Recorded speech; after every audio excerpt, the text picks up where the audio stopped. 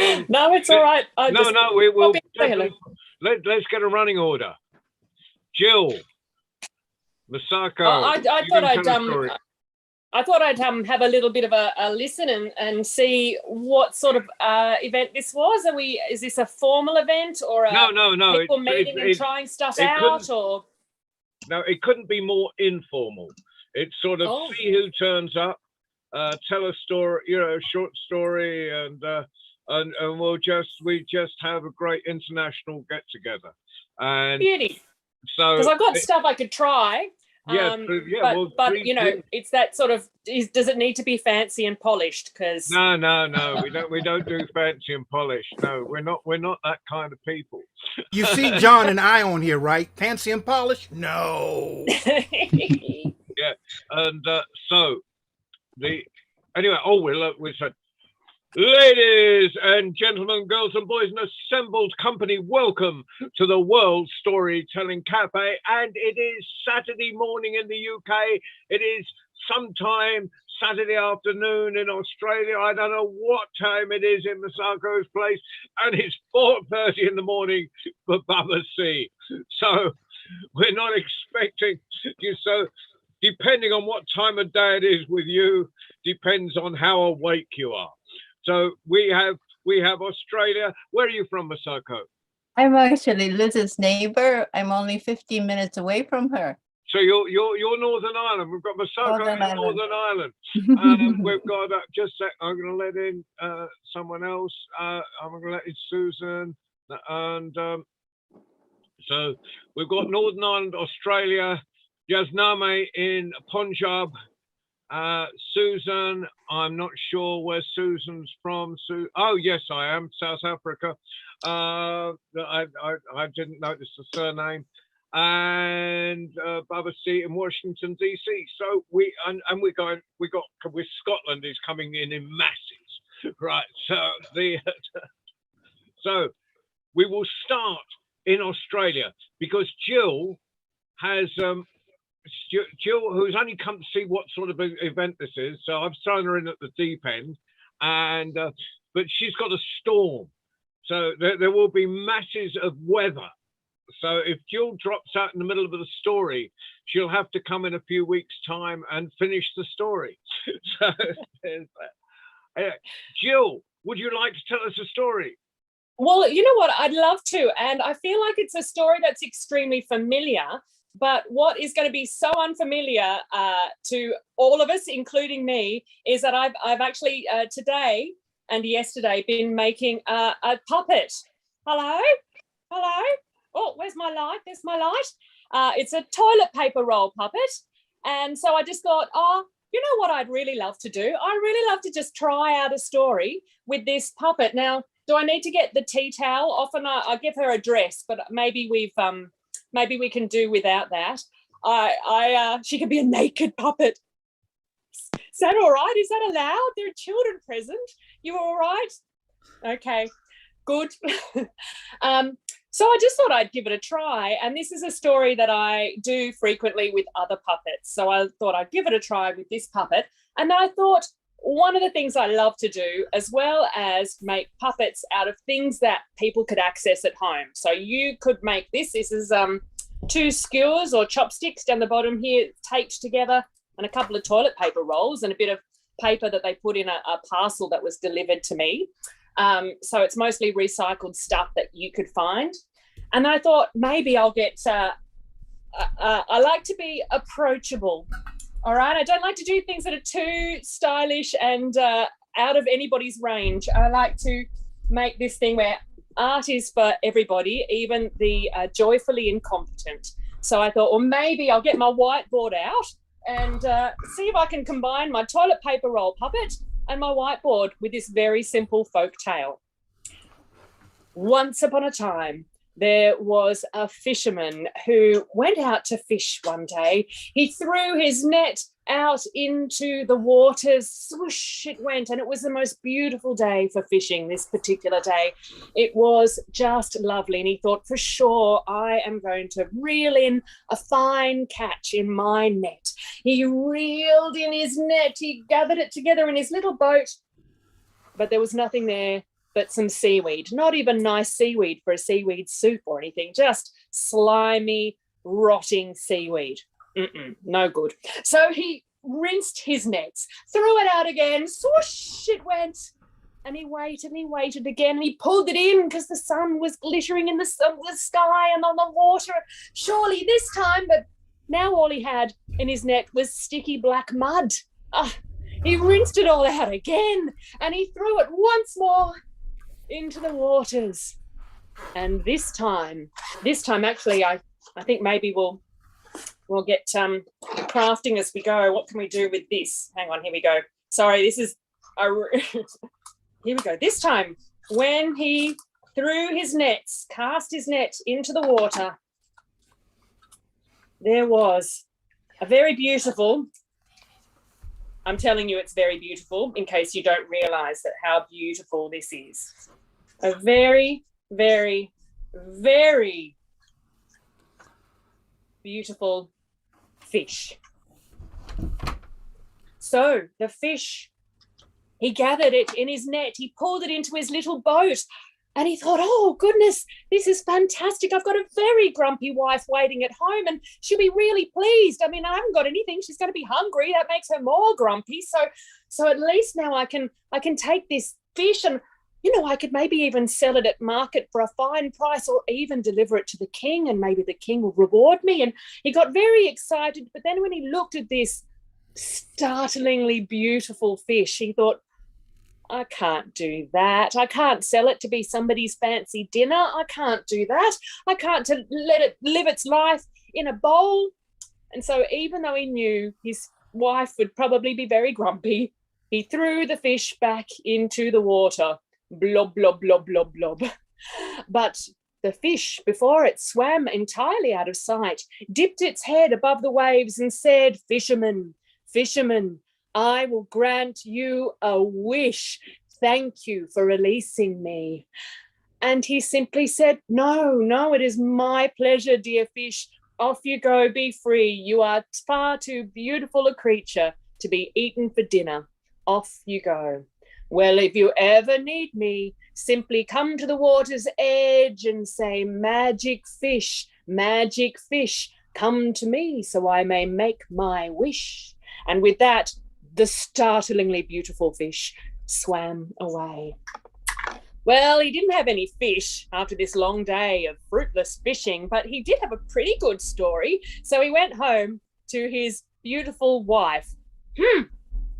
And he explained what had happened today. And the sticky nets and the magic fish. You met a magic fish and you did not make a wish. You Well, I just thought, it was so beautiful. It would be terrible to trap it. And no, that's terrible. I want you to go to the water right now. I mean, look at this place that we live in. It is so small. It's going to fall down if we sneeze too hard. Really, you didn't even wish to fix the roof, and we've got nothing for our dinner. I want you to go back and wish for a nice, beautiful cottage for us. Yes, that's what I want. I want a beautiful cottage to live in. This place is a dump. Off you go right now.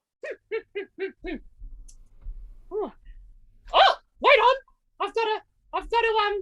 I've got to tell you what I want with my cottage, because it's just not any cottage. I think what colour should I have the roof? Your choices are green, orange, or blue, or red. What do we think? People, I'm looking in the chat. Blue. Red. A red roof. I want a cottage with a red roof and what colour door?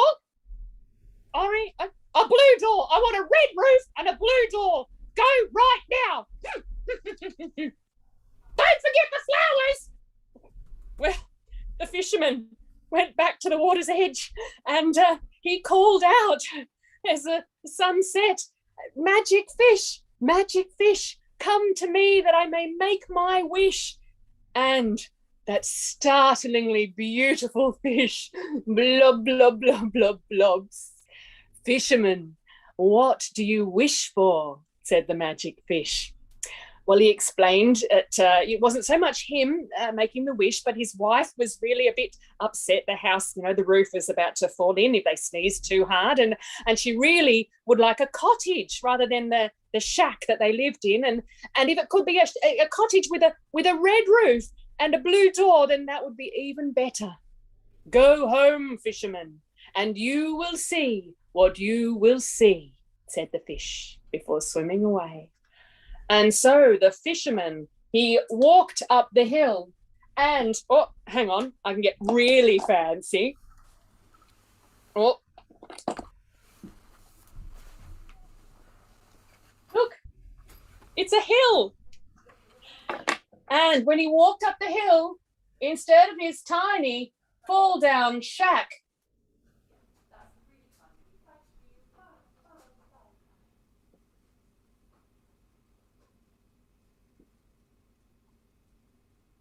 there was a cottage with a red roof and a blue door. Don't forget the flowers! And there were some flowers growing as well. Red ones to match the roof. Well,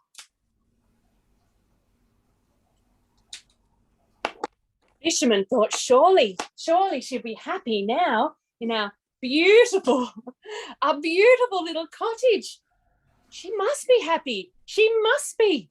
But when he reached the top of the hill, there she was.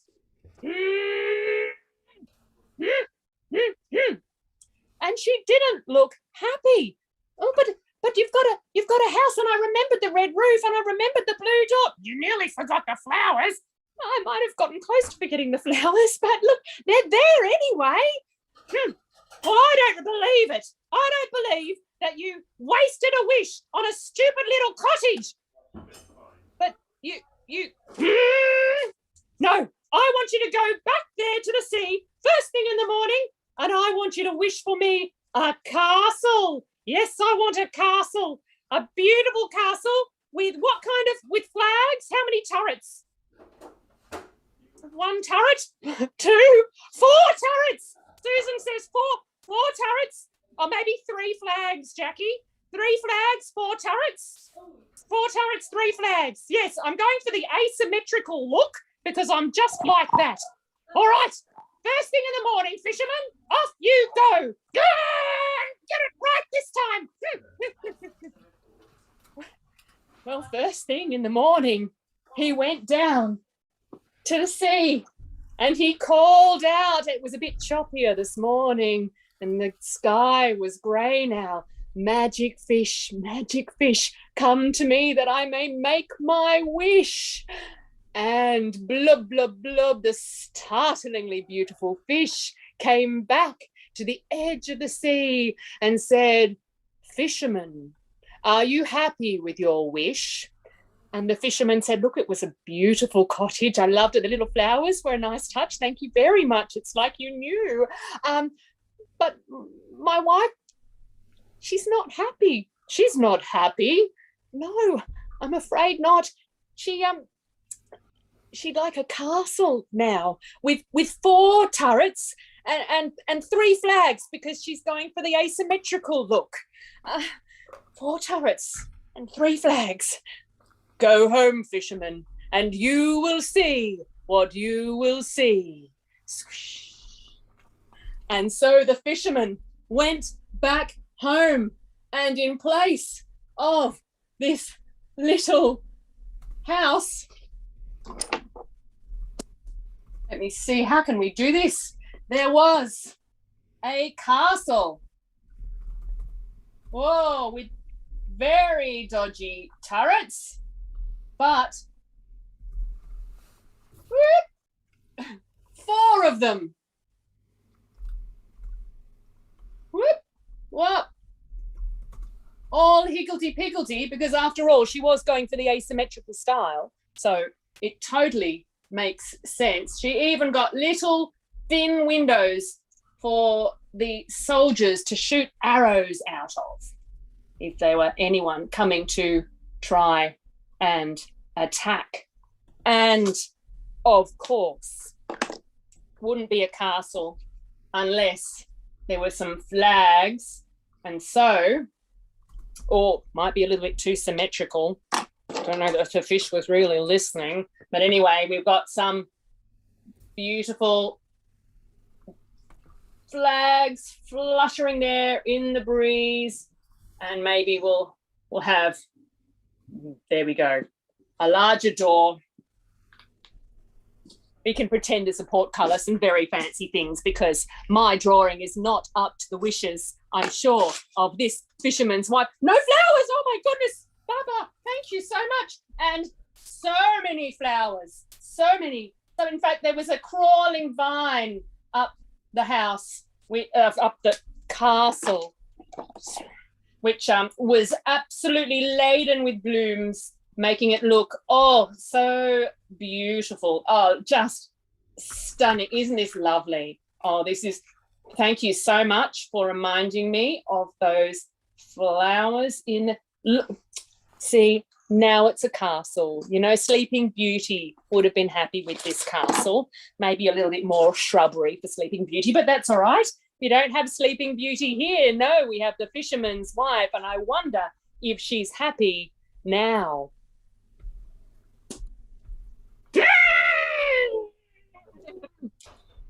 What a waste of a wish! What? A waste of a wish? But you said no, that was ridiculous. I don't want to be just a person, a fisherman's wife living in a castle. No, siree. I would like to be a queen. Yes, I want to be a proper queen. I want fancy clothes. I mean, look at me. I'm made out of toilet paper rolls. I want a crown. I want fancy frocks. I want to be queen of, well, yeah, where? Queen of Australia. You want to be Queen of Australia? I think the position's taken, but, you know, it's quite controversial, honestly. No, that's not enough. I want to be queen of all the lands in the world. Queen of all the lands in the world? Yes. And queen of the sky. And I want to be queen of the sea as well. And I want that fish to be my personal slave and to do whatever I want, whenever I want it. Ha! Now, go back to the sea and make it happen, fisherman. Right now. Ah! Well, the fisherman went back to the sea. It was quite stormy now. The dark clouds had gathered low and black, and the stormy waters were crashing and pounding onto the shore and through the winds, and with the lightning like I've got outside right now. The fisherman called, magic fish, come to me that I may make my wish. And that startlingly beautiful fish swam to the shore and said, fisherman, what does your wife want now? Well, it's a little bit embarrassing. You know, the castle was beautiful. The flowers were a particularly nice touch. But it's not so much housing that she's after now. Well, what is it? And so he explained to the fish how she wanted to be the queen of all the lands, the queen of the skies, and the queen of the seas, and that he wanted her, well, rather, she wanted him to be her personal slave and do whatever she wanted, whenever she wanted it. Go home, fisherman, and you will see what you will see. And so he went home. And as he walked up that hill, he saw there was no beautiful climbing vine. No, there was not. There was not. There were not. Oh, no turrets. 1, 2, 3, 4, gone. 3 flags, gone. Red roof, gone. And all that was left was the hill, the little tiny, crooked, falling down house.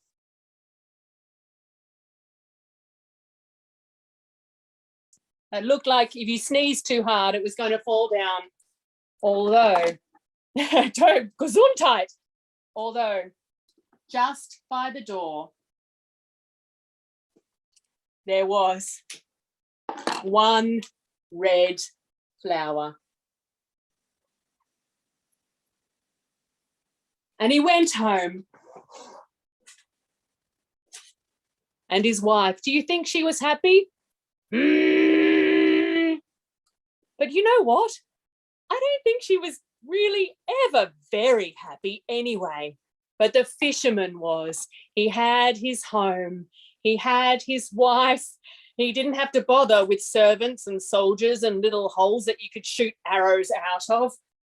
And when he went inside, there was dinner on the table. And his wife softened, I have to say, when she did see that beautiful flower, because as much as she ever could have, they lived happily ever after. Fantastic, Jill. What a way to start. Amazing. Brilliant experiment.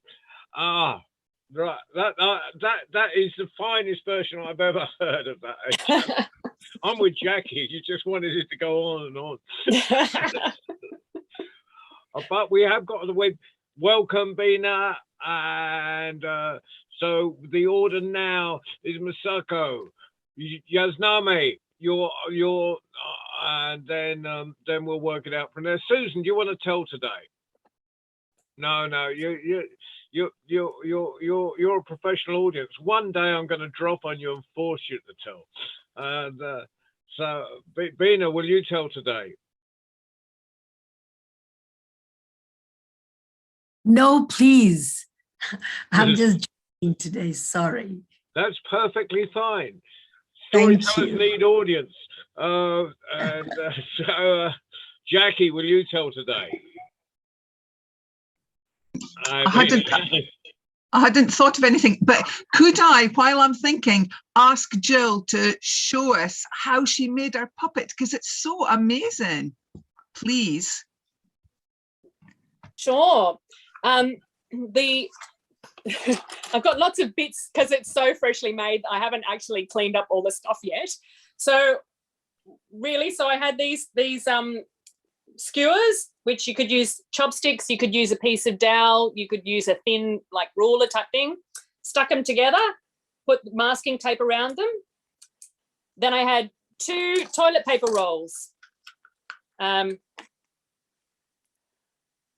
One, I'm just sorry, there's the toilet paper rolls I have to hand. I'm going to make this one, the fish, bye-bye. So everyone say bye-bye the fish. Wave to the fish. Okay, bye-bye fish. So, sorry. That fish is I've now got the finished. kitty scissors, not my cut it quickly scissors. So very quickly, what I did is 2 toilet paper rolls the same size. One is going to be the bottom jaw. So you cut it and then you cut it open because it can't be exactly the same size or it will not slide up and down on the thing. So you cut it and then you're going to size it the right size and add a little bit of extra cardboard, sort of glue it so it becomes a slightly bigger cylinder. You stick your rod inside the head of the top piece. You put the larger, this one down here, patoing. So you've got the slidey one down there. And then it's a matter of joining it. And basically what you have is on the top part, actually before then you would work out where your mouth was going to be. So on this one, so this is the top line there. So this would be the top of the mouth. Oh, okay, let's just pull it there. And then because you can either draw a mouth in or you could cut it out totally, which is what I did. I sort of cut out the mouth. And then you've got this, which basically you'll have a sort of a lip or an edge of a mouth. And then when you pull that down, it just reveals the wide open mouth underneath. So on the very back, you've got the rod on the inside of the very back. You'll have an extra piece of cardboard, like a few pieces of cardboard there to make a little raised rectangle. When you've got the top, where you go, where's the mouth, a closed position? That's where it's closed. You'll have another rectangle there because you're going to have a rubber band joining it back, but you don't want it to go so that the bottom jaw hits the face. So you work out what's the right level for closed mouth. You put a stopper. So this one is the stopper there. And then you do another rectangular thing here, which is just raised a bit. And then you run a rubber band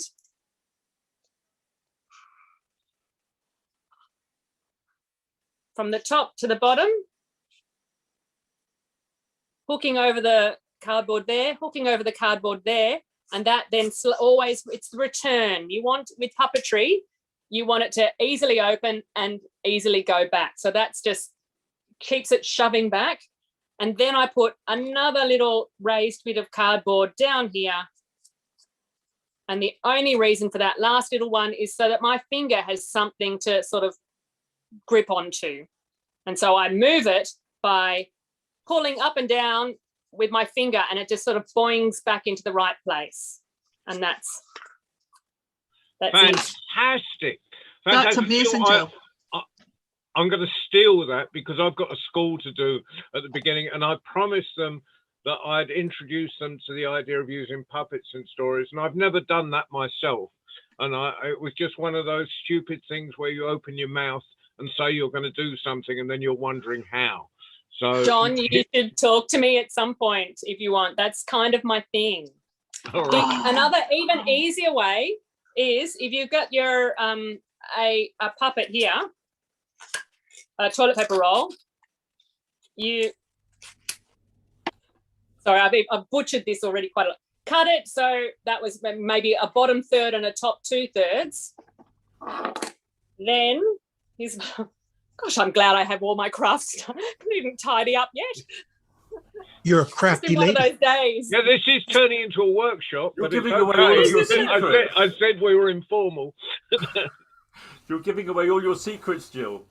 Well, look, this is I went to a workshop by a man called David Bizarro.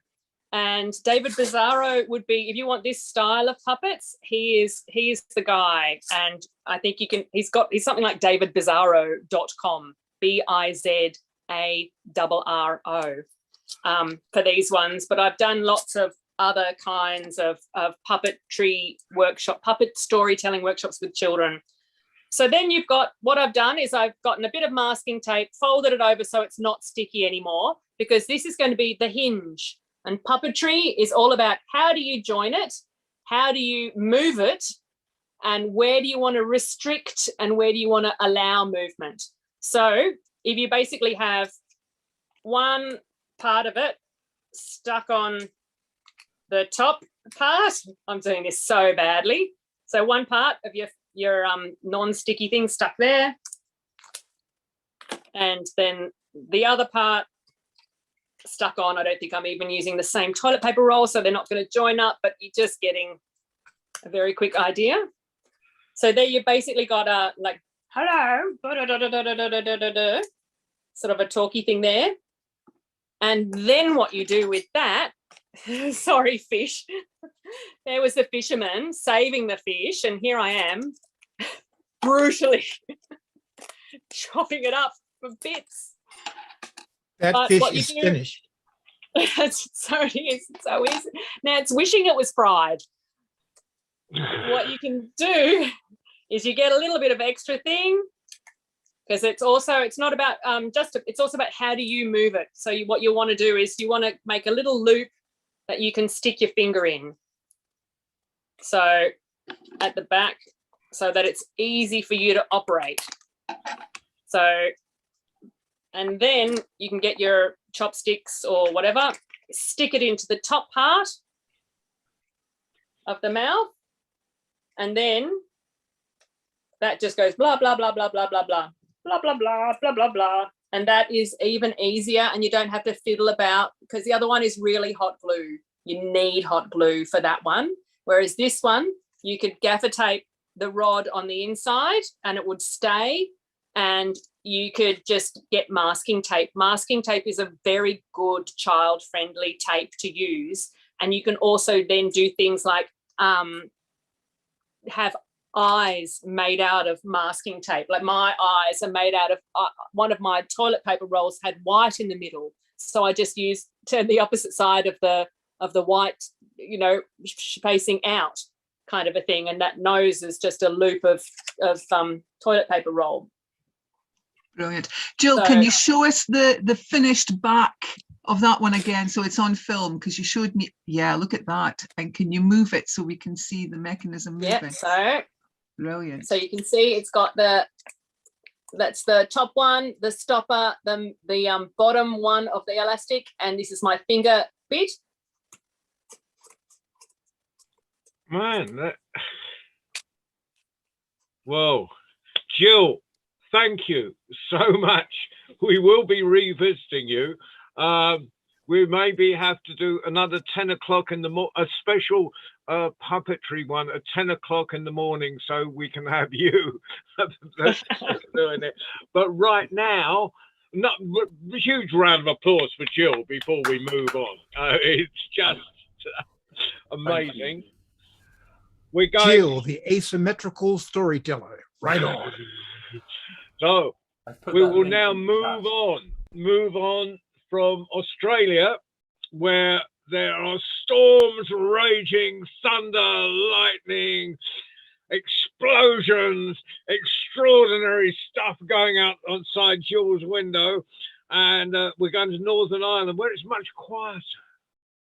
We're going to Massago in Northern Ireland.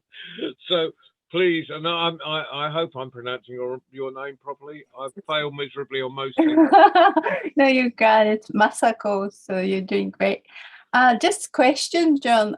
This is first time I'm joining the Storytelling Cafe, but who should I be aiming for the audience-wise? Should I be thinking about young children or? No, I think it's kind of family. It's kind of you can aim it at anybody you like. Anybody. Yeah. There'll be mainly adults watching, but there'll be children watching. We think of it as a tent in a festival where it's family. You know, you have not the faintest idea who's coming. It could be the great grandmother, or just think of it as a Shonakis sort of gathering 50 years ago in a tiny cottage in Ireland, where there's everyone from the baby to the great grandmother. Right, got it. Okay, actually, originally I was going to tell a story about Tengu, but then I already told that yesterday with Phil. So I think I will tell something else. So since this is for family, I think I will tell Japanese traditional story, well-known one.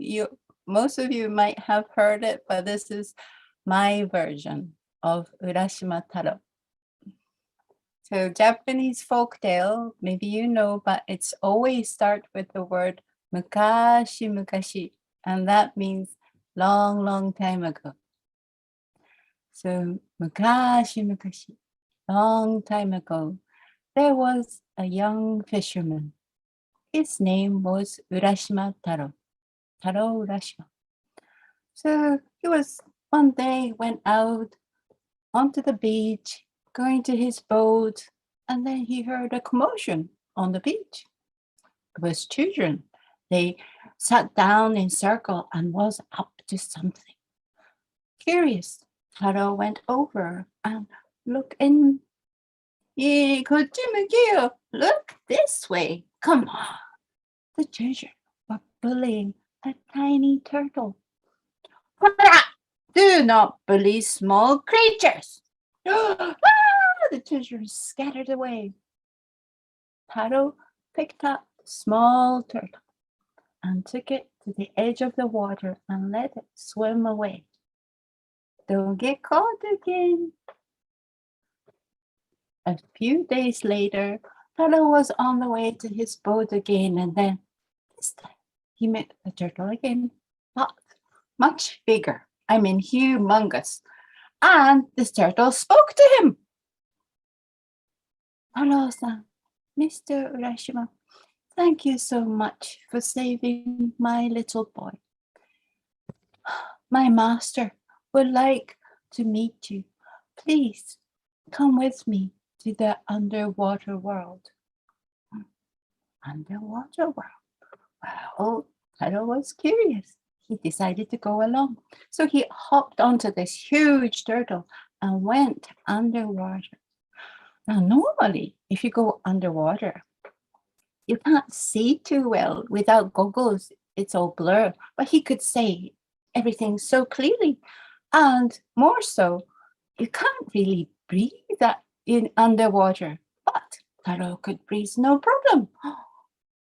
And then he looked up, and there the surface of the ocean looked like a diamond shimmering and shining against the sun. And then beneath him, there was a coral forest with an orange and white and black fish coming in and out. And over there, oh, a huge, huge lobster.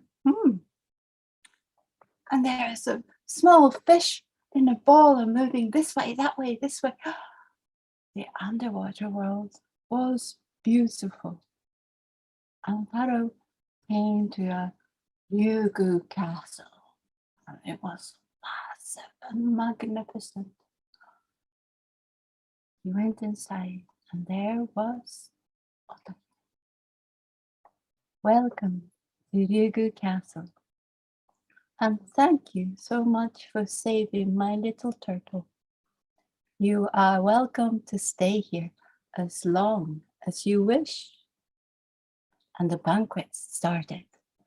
Oh, the food and the drink was fabulous. And there was a dance with the flounder, which is a flat fish, and then the squid dance. Oh, it was so enjoyable.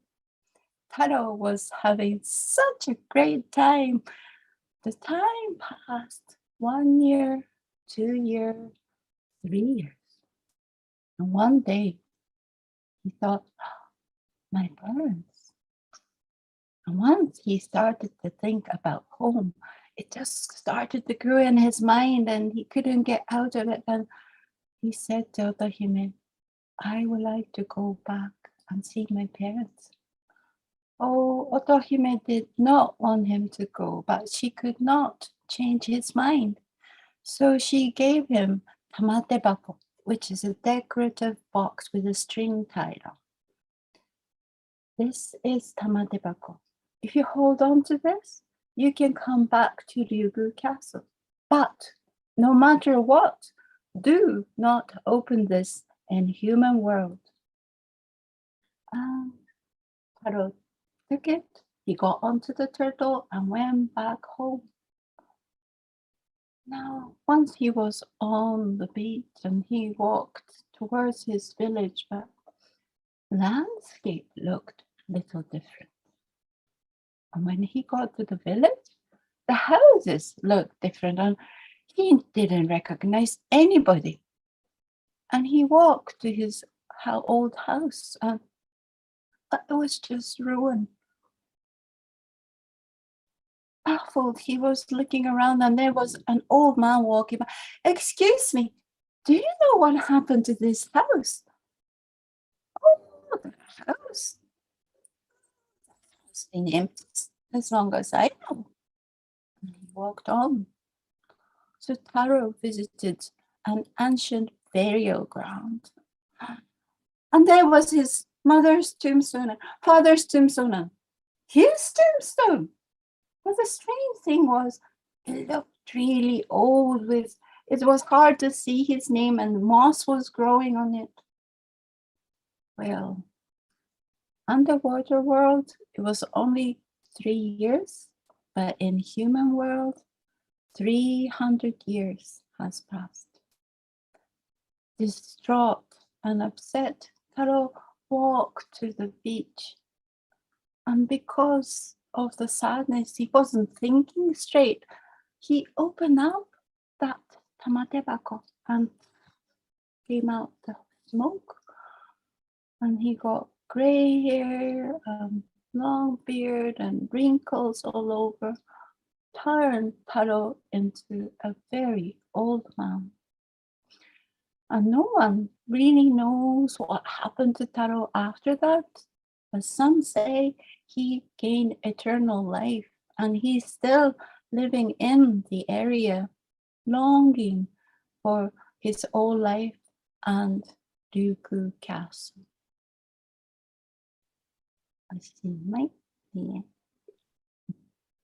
Oh, that was truly amazing. Thank you, Masako, for visiting us, and please come often. And the next Sunday is our worldwide story round. That's 6 o'clock in the evening. But as you're in, that's no good for Jill, but because it's 6 o'clock in the evening UK time, and she'll be getting up in the middle of the night like Bubba C. And Bubba C does that because Bubba C is an insomniac. But you're in Northern Ireland, so please come and visit us at the Worldwide Story Round. And at some point, I'll contact both of you. And if you would like to do a whole Friday night for children, both of you, that's well, no, I'll have to do an early morning. We'll have to do a special Saturday morning for children, I think, to get you there, Jill. But General Masako, if you'll do a Friday night for us, I'll contact you. And if you could do that. How can I fetch? Can you put your email in the chat, please?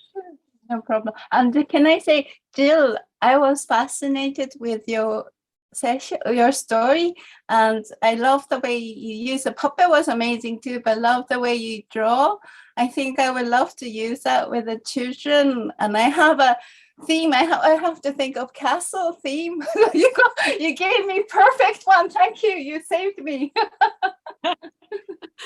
Well, it was a bit of an experiment, but you know what I like? I like being kind of rubbish. I'm not a fancy drawing person, but I think that when you're carried along with a story, my hope was that when you're carried along with the story, doesn't matter. It's just interesting and just something a bit different. And just then they know they can do it too. They don't have to be intimidated by my supersonic skills. It's very friendly. Fantastic. Now we are moving on to she is 12 years old, but she sounds like a veteran storyteller and a World Storytelling Cafe regular, whether it's a children's Tuesday or just or one of these or a worldwide story round. We bring in from Punjab, the amazing Jasnami. Thank you, John. Hello, everyone. My name is Jasnami. I'm from India, Punjab. Today, I'm going to narrate you the story that I heard from Hands Up Project, and it is written by a Palestinian girl called Malak. So the story's name is Grandma's Word. Before starting the story, I like to sing a short song. आओ सुनाओ तुम्हें एक कहानी, आओ सुनाओ तुम्हें एक कहानी. Come, let's listen to a story. So Grandma's Bird. Malak is a young Palestinian girl. She lives happily with her aunt, Mama, and Baba in Gaza. Gaza has a beautiful sea with colorful fishes. Malak loves to see them from the boat. On Fridays, Malak goes to her grandma's house with her mama and baba. She loves to visit city and eating makaluba, a delicious Palestinian dish. Her favorite is to feed city's bird. Why can't bird flies? Says Malak. The birds are in a cage, just like us, says City. Malak leaves City's house with a big bag of candies. Next morning, Malak arrives at school and plays with her friends. She shares all her candies with them. Suddenly, there's a noise and the building shakes. Miss Amal tells all the students to go home quickly. When Malak gets home, she is very worried. She is nervous. She is scared. Mom and Dad hug her tightly and they say, everything will be fine, dear. For 50 days, Malak, Mama, and Baba stay at home. The scary noises and shaking happens. Every day, Malak feels worried at all time. One day, she opens her school backpack and discovers some paints and some brushes she had forgotten. Suddenly, she finds herself painting. She started painting. What is in her mind? While Malak is painting, a bird comes flying and sits on the windowsill. Malak is so happy to see the bird. She feels like the cage inside herself is opened. She shouted, Mama, Baba, come and see. Malak's mama is surprised. This is City's bird, she says. She quickly calls City and say, are you fine? Is everything okay? City is crying. My home is destroyed. I have even lost my bird. Malak said, I have the bird. Don't worry. Malak holds his mama's and Baba's hand tightly as they walk between the ruined roads. So now it's finally safe for Malak to go outside. She goes to her school and shows her drawing to everyone. Wow, says Miss Amal. These paintings are so beautiful, she says. Malak feels proud on her. Next morning, Malak got an invitation to fly to an international exhibition with her parents. She is so happy and excited. Her dream is coming true. Baba makes a phone call and says, but it's impossible to leave Gaza City. Everything is closed and the borders are shut. Malak goes to bed with tears in her eyes. Her dream will not come true, she says to herself. Maybe a miracle will happen.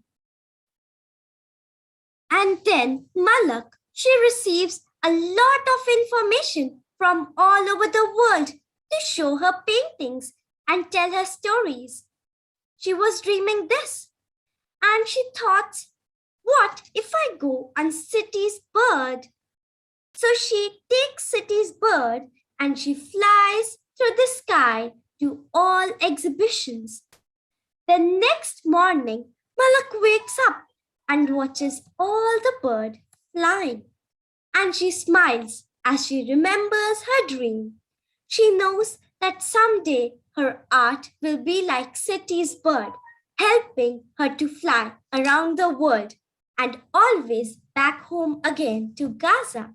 Thank you.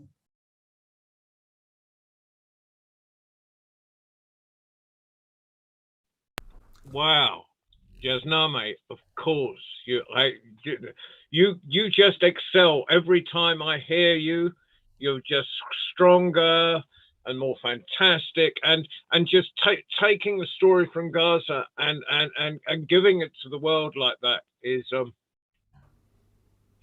amazing. David, you want to say something?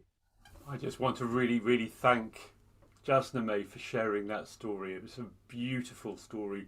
And I know this story because I don't know if you were there, Jasname, or if you've seen it, but there's a video of the book launch of that book with the artist Malak Matar from Gaza. And I put a link in the chat.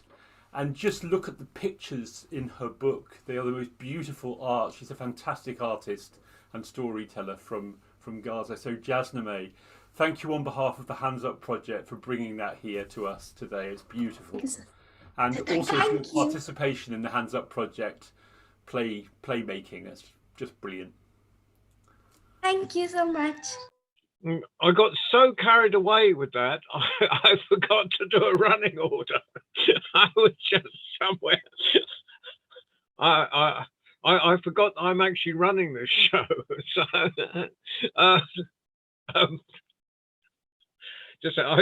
let me compose myself. Jackie, did you say you wanted to tell? I can't tell if you need a teller, yes. Well, could you tell at this moment while I actually sort out Yes. the running order? Phil, are you telling? Yeah, and David, you'll tell. Liz, are you listening? Could you tell? We'd love Liz to tell, but I don't know whether she's making soup at this moment. John, I might need to leave before the end. I've got to go and I will, John. got to go and protest Lovely. the police bill and the borders bill.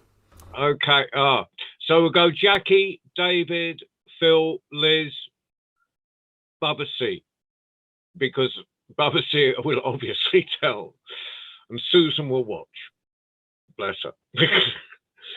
Thank you. So, Jackie, over to you. Why, thank you, John. I don't think I've told this story before, the story of the polar bear. This polar bear here is one of my favorites. I do like a little Bosie, a little cuddle from him. And this is a story of the polar bear. One day, the polar bear was fed up. He was fair scunnered. He looked around and there was nothing but white. White, white, white, as far as the eye could see. And he decided, or maybe it was a she decided that she would go and look for a better place to bide. So she went south and south and south until she come to this great muckle wood, a huge forest. Oh, says the polar bear, oh, Michty, this is a bonny place to bide.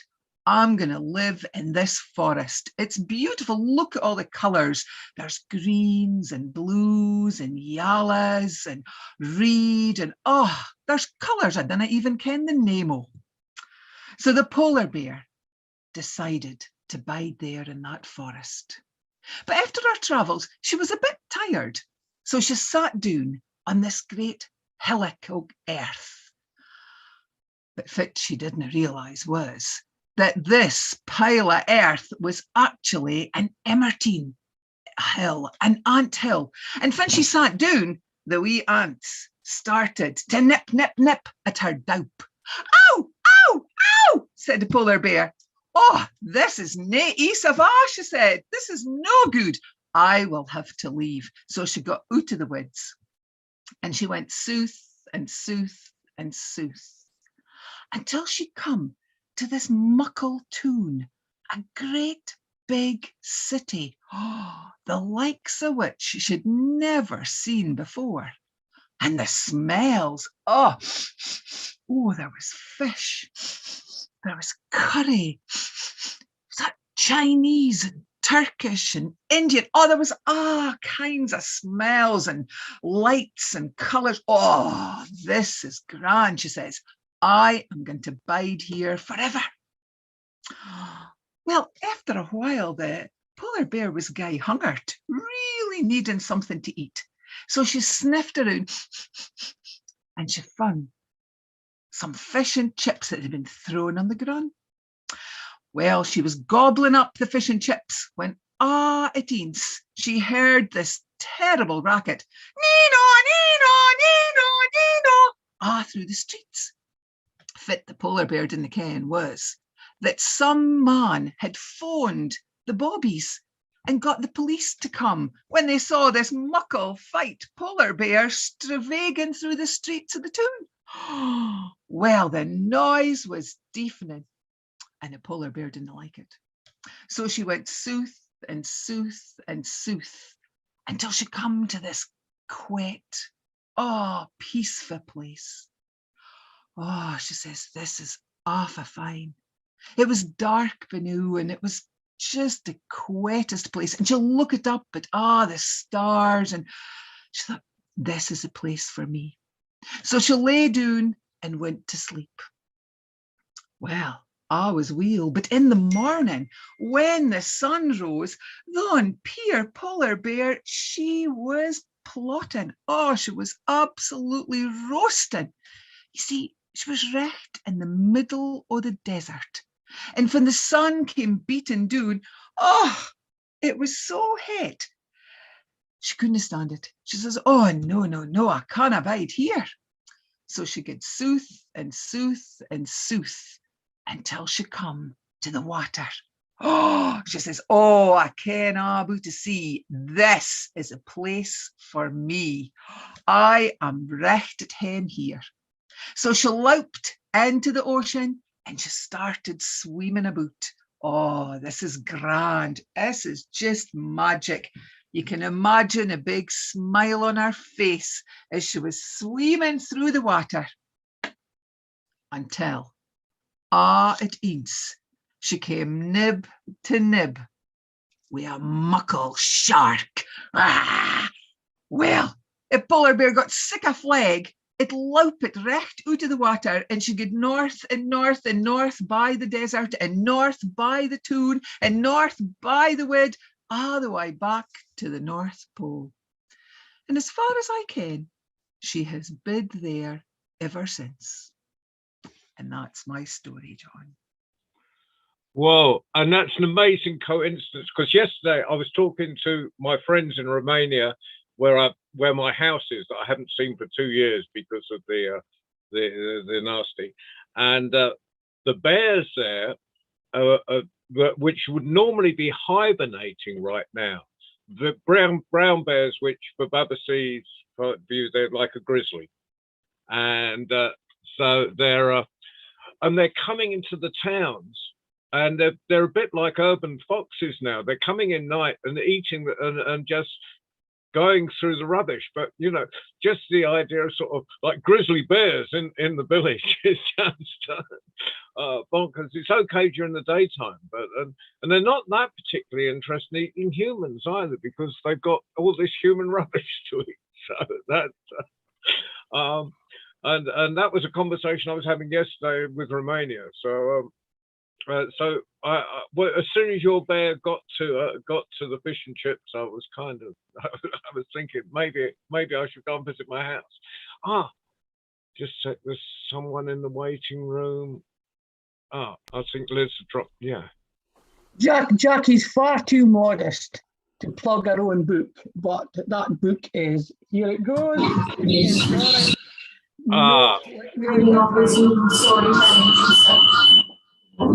Right, so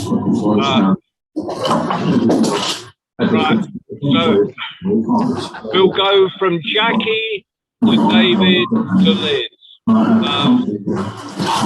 and then we'll go to Phil and then Babassi. So David, we've got. I think Liz, can you mute? Thank. Oh, no, someone's got some noise. David.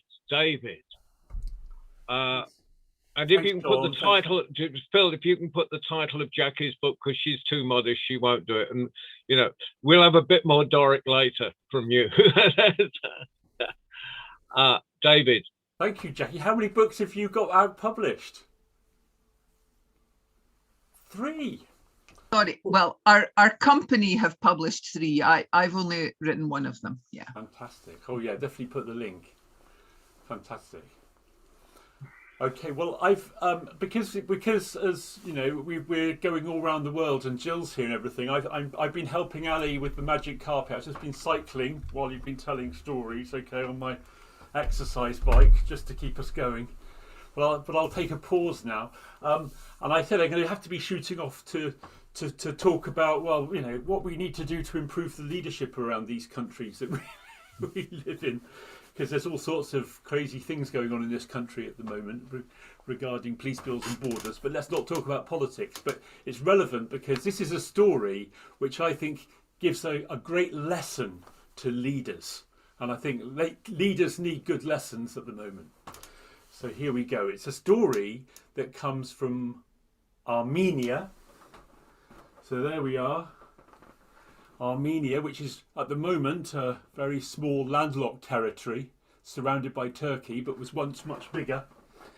And there's a deity, the goddess Anait, in the old Armenian mythology. But this is a popular folk tale from Armenia called Queen Anait, and a wise queen indeed.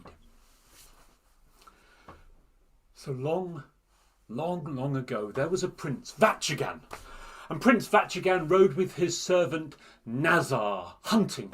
They were hunting all day, and the day was hot, and the sun was burning down. And towards the end of the day, they came, having caught nothing, to a well near a little village. And there they got down from their horses, and there were young women fetching water in jugs from the well. And the prince reached to take a jug from one of those young women, and she was about to pass it to him when another girl stepped forward, and she took the jug, looked Prince Vachigan in the eye, and tipped the contents onto the dry and dusty ground. She emptied the jug. What? The prince was confused. She filled the jug again with water, looked at Vachigan, and again poured the water away, quite slowly. And then a third and a fourth, and all the time Vachigan was more confused and becoming angry. And only the seventh time she filled the jug, she passed it to Vachigan, who drank thirstily and then passed the jug to Nazar, his trusted servant, and looked again at the girl. This is an insult. Why didn't you give me the first jug of water? And she looked the prince in the eye, this humble girl, and said, I saw that you were hot and thirsty and had been riding a long time. If you had drunk down that cool water straight off, it would have harmed you. Now you are ready to drink. And he saw that she was right and wise and bold. Who are you? What is your name? If I tell you who I am, will you tell me who you are? She said to Vachigan. You will find out who I am, but tell me your name. I am Anait, daughter of Aaron the shepherd. With that she turned away. Well, Vachigan got onto his horse, and alongside Nazar he rode home silent. And when he reached his home he couldn't sleep. He was thinking about that girl, the shepherd's daughter, Anait.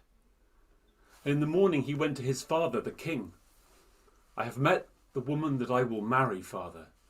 And when he told the king that she was a shepherd's daughter, his father laughed. You cannot marry a girl like that. You will one day rule over the land. Father, I will marry her. His father could not dissuade him, so Nazar was sent back to ask Anait to come. When he came to Aaron the shepherd's house, he entered, and Aaron said, well, my daughter decides for herself who she will marry. You will have to ask her. Well, he found Anait. She was surrounded by people of the countryside, and she was teaching them how to write, how to read, not just their own language, but other languages too. Nazar found that all of the rocks and the tree trunks were covered in writings. All of the people of the land had learned to write from Anait. My master, Prince Vachigan, will be your husband. Ah, so that's who he is. I cannot marry him unless he has a craft, But he is a prince. One day he will be king. That will be his task. I will only marry a man who has a craft. And again she went back to her teaching, ignoring Nazar. Nazar returned home, and when he broke the news to Vachigan, Vachigan was again confused. And when the king heard, he said, I told you, you must marry a princess, not some girl from the countryside. It is better like this. Father, I must learn a craft. Well, it was discussed at length, and it was agreed that Vachigan would learn from the greatest weaver in the land how to weave cloth made of golden thread. It took a long time for him to learn. Months he practiced, and only at the end of a year had he made a piece of cloth so fine and decorated out of golden thread. He had even learned how to build the best kind of loom. That cloth was taken by Nazar back to Aaron the shepherd's hut, and there was Anaid. And when she saw the golden woven cloth so finely made, it was finally agreed, and she returned with Nazar, and there a wedding ceremony took place, 7 days and 7 nights of celebration, and everyone loved Anaid, none more so than the king. When he saw her intelligence, her boldness, her courage, her ability to teach, he insisted that all of the people of the city would learn to read and write as well as the people of the country. And she began to teach not only the king and her husband, but all of the people, the ordinary citizens, how to read and write in many languages. They loved her.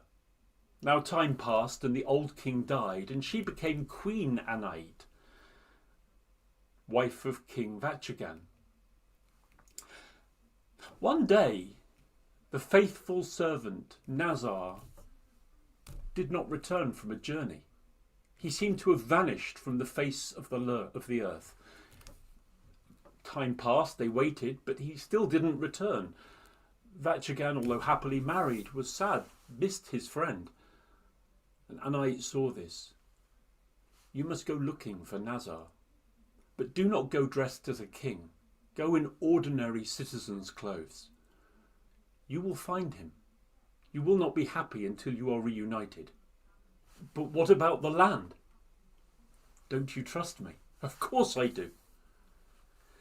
He rode away, leaving Queen Anaid as regent. The people were happy. She continued to teach. They trusted her totally. Vachigan, after 3 days of riding, came in a dry, rocky mountainscape to a crescent-shaped lake. There he rested and drank, and suddenly he was surrounded by cruel bandits. He was seized and carried inside a cave in those mountains. He saw that in the door of the cave there was iron, an iron door, and it was closed behind, and inside it was all darkness. It was a robber's den. The cave went deep, and he was carried there, taken to the chief of the robbers. It was so dark, it could not tell if it was day or night. And the robber chief said, "Do you have a craft? If you don't, then you will be put to death." That robber chief did not know that he was a king, and Vachigan did not tell him. "I have a craft. I can weave cloth, but only the finest cloth. Bring me golden thread." "Golden thread," said the robber chief. "That will cost me a great deal. Bring me golden thread, and I will make you cloth the like of which has never been seen. It will fetch you the highest price." He persuaded the robber chief. And while the thread was being sought, Vachigan went to work making a loom out of wood. There in that cave he was reunited with Nazar, his servant, who had been caught in that same place. Other men Nazar introduced him to were just like ghosts, craftspeople of all kinds, carvers, weavers, sculptors, but they were like ghosts of men. They were thin, haggard, their beards were long, they were hungry, so thin, skeletal. The loom had been made, the golden thread was brought, and Vachigan went to work, weaving golden cloth. Anait ruled well, but sadly, her husband had not returned. Now I tell you this, perhaps you can guess what happened. What did Vachigan do? He used all of the skills he had. He wove on that loom a cloth so fine. He worked with all of the skills he had learned from his wife as well. Yes, the cloth was ready. He brought it to the robber chief. It is finished. It is complete. Now you can sell it. It's fine cloth. Where will I get the best price? There is only one who has such discerning taste. Have you ever heard of Queen Anait? I have, said the robber chief. I will take it to her. Find out what she will pay for it, said Vachigan. The robber chief set off on a long journey. For 3 days he travelled and came to the capital. He stood now in front of Queen Anait, but she didn't look at the cloth that he showed her. Instead, she looked him directly in the eye. Where did you get this? I bring it to you. It is of such worth. What price will you offer? I said, where did you get it? It is the most beautifully crafted cloth. Who made it? Said Queen Anait. I did not meet the maker. I bought it in a marketplace in India. You did not meet the maker, then how do you know what it's worth? And now finally she looked at the cloth, and immediately she recognized in that golden thread the secret symbols that had been woven in a language that she had taught to her husband, a language unknown to many in that land, other than those that she had taught. And when he read those symbols, when she read those symbols, she knew that her husband was trapped in a cave with an iron door near a lake in the shape of a crescent. The robber chief was thrown into a dungeon, and the next morning she set off with all of the good people of the land. In armour they came with weapons, and they also came with tools, with mallets and chisels. For 3 days they journeyed. They found out where the crescent lake was, and when they came to it, they didn't rest. Immediately they went to work. They found the iron door in the cave. They saw that it was too thick and strong, so Anait asked them to bring the tools. And with those chisels they began to work at the rock, and around the edge of that iron door they worked until, after many, many hours, the door could be brought away. And slowly emerging from the darkness came those thin men, barely able to walk, stumbling, blinded by the sunlight. And among them were her husband, Vachigan, and Nazar, his friend. Anait's soldiers brought out the other men, and also caught the robbers who were hiding deep in the cave. Nazar looked at Anait, and then he said to Vachigan, "It is because of Anait. It is because she taught you languages. It is because she insisted that you must have a craft that we are saved." "More than this," said Vachigan. "We were saved on the day when Anait emptied water from that first jug."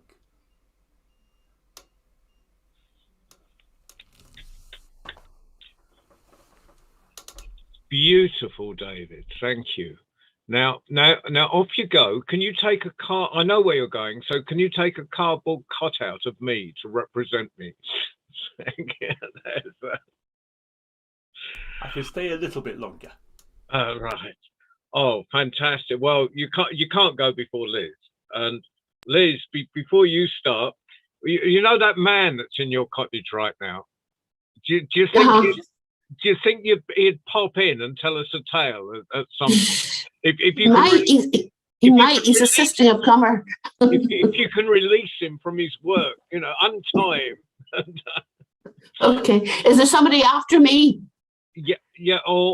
There's No, that would give me a chance to go and get them. That's what I mean. Oh yeah, there's a few people, and welcome Aunt Suk. So we'll have about 3 or 4 people if he's still around, or if he's gone. Great. But Liz would. As Aunt Suk? Oh no, she's still there. Bless her. So Aunt Suk, you'll be after Bubba C, which is in a few people's time, and then that'll be Colin. Liz, over to you. Thank you. Unaccustomed as I am, I wasn't expecting to tell a story today, so the hair isn't even combed, let alone makeup on Moscow. But anyway, just take me as I am. Because of the theme today of connecting them, I wanted to tell a story that connects Ireland and India. People know me for my traditional folk tales, but this is actually my favourite story, and it's a true story. You see, long before I was born, my family lived on what was then called the northwest frontier of India. Nowadays, it's Pakistan. It's actually that part of Pakistan where there was that terrible tragedy last week with people getting trapped in the snow up near Murray. But I used to grow up listening to these stories about India and mongoose and snakes and so on. So our family travelled by train from way down from Rawalpindi down to Mumbai or to Bombay and boarded ships in 1939 to return to Ireland. My father was a career soldier. My mother was there, my sister and my 2 brothers, the youngest of whom was 2.5. But when they were on the Indian Ocean, it was September 1939, the Second World War was declared. So they were stuck there in the middle of the ocean in troop ships. Very dangerous journey ahead. So they put into Mombasa in East Africa and had camouflage paint put on the ships, battleship grey. And while the men were working, the women and the children had picnics on a golden sandy beach, got coconuts from the trees. Again, these are the stories I listened to. But my mother realised to her horror that the life jackets they had on the ships were too big for my brother, who was 2.5, and for her friend's little baby, who was only about 5-6 months old. So my mother was a great seamstress, and she had her trusty Singer sewing machine with her, which I have on my windowsill, and she made 2 life jackets for these children out of cork and nappies. And there are some of you old enough to remember when nappies weren't made out of plastic and sticky tape. They were made out of terry cloth. So there's a nappy there, Jill. So when they embarked on the ships, our family went on a ship called the Britannia. Her friend with the baby went on a ship called the Yorkshire. And if you know your geography, and I hope you do, they sailed up through the Suez Canal, out through the Mediterranean, past Gibraltar, up round the coast of Spain. And when we were off the coast of France, my brother Billy was playing on deck when he saw a torpedo shoot through the water and bang, hit the Yorkshire, which exploded and started sinking right away. Our family ship had to cut engines because they knew there was a German U-boat, a submarine, lurking underneath them. My mother said she stood in her hat and gloves, without which no lady would go out, holding her 3 children by the hand, saying, if we have to go into the water, these children won't survive. So they were at their battle stations. But of course, I'm here, so they must have survived. Finally, they were able to go back. They sailed up to Liverpool. They got what my mother called a coal boat over to Northern Ireland. And she said she stood in Jail Square in Armagh with her boxes around her and her children by the hand. And she said, if ever I get a roof over my head, I'll never leave it again. She had moved around too much. So they moved into the place where I was born in Ballymena, County Antrim. But then they started hearing the news. All the people they knew who had drowned when the Yorkshire went down. It was a disaster. The ship was full of munitions. And included in those dead was her friend. She was very sad. But in those days, there was only one place to go and see the news. I'm sure some of you people know where it was. The cinema. Pathé News. And at the cinema in Ballymena, we called it the Pictures. At the Pictures in Ballymena, she saw the Pathé News footage of people being brought up from that ship.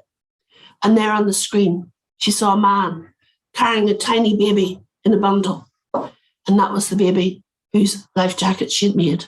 And that baby survived. So I grew up listening to that story, a story of great hope. And when my mother was 90 years old, we were out at a World War II thing. I knew she'd be the oldest one there. And the BBC were there and she kept asking questions. The thing with our family, we talk a lot. And the BBC said, can we come and interview you? Oh, yes, she said she loved it. So a very nice man rocked up and interviewed her. You can see her online. I'll put a thing in the chat. And we put her up on, she went up on the website. And a few months passed, we got an email from Mrs. Olive James, and she said, I was that baby. My mother was drowned. My father and I were rescued and brought to Bordeaux. And I was able to tell my mother that 2 weeks before she died. So that's why I wanted to tell that story. We need to be telling our family stories. We need to be passing these stories on. And that's the story that I thought would connect India and Ireland.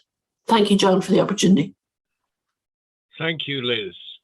I love that story. Just, yeah, it's amazing. I've heard you tell it before, and it's just as fresh. It's one of those stories that just stays fresh because it's real.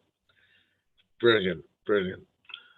I think we're going across. Well, you got about 3 tellers before I bring Colin on, so you're fine. You don't need to hurry.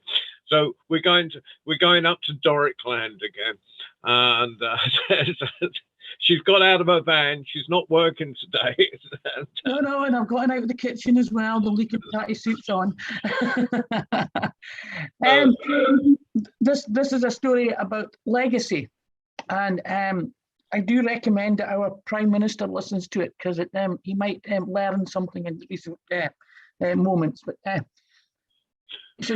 you'll know the story, but I'm not going to give a title to it. I just got to say, it was just a pail of water. For goodness sake, it was just a pail of water, and nobody is still speaking about it yet. It happened once, and nobody is still speaking about it yet. It's just a pail of water. Now, me and Jack did fit what I was did. We get up the top of the hill to fetch our pail of water. Now, why is nobody speaking about it? We did it hundreds of times, and nothing ever happened. But once, just once, we dropped that pail of water, and nobody is still speaking about that pail of water. For goodness sake, it's a pail of water. We tell you the truth, we lost the pail and all, but nobody speaks about that. So Jack fell down and he broke his croon. No, he didn't. He got a bump in his head. For goodness sake, it was sorted out with vinegar and brown paper. It wasn't that important. It was a little wee bump. Mim, heck, you needed a microscope to find it. It was just a pail of water. Get over yourselves. It was just a pail of water. Now, Boris, you might think that it was just one party, but it's turned out into an awful lot more parties. In the day, for goodness sake, it's a fridge with 30 bottles of wine. I think we'll be speaking about your booze a lot longer than that pail of water.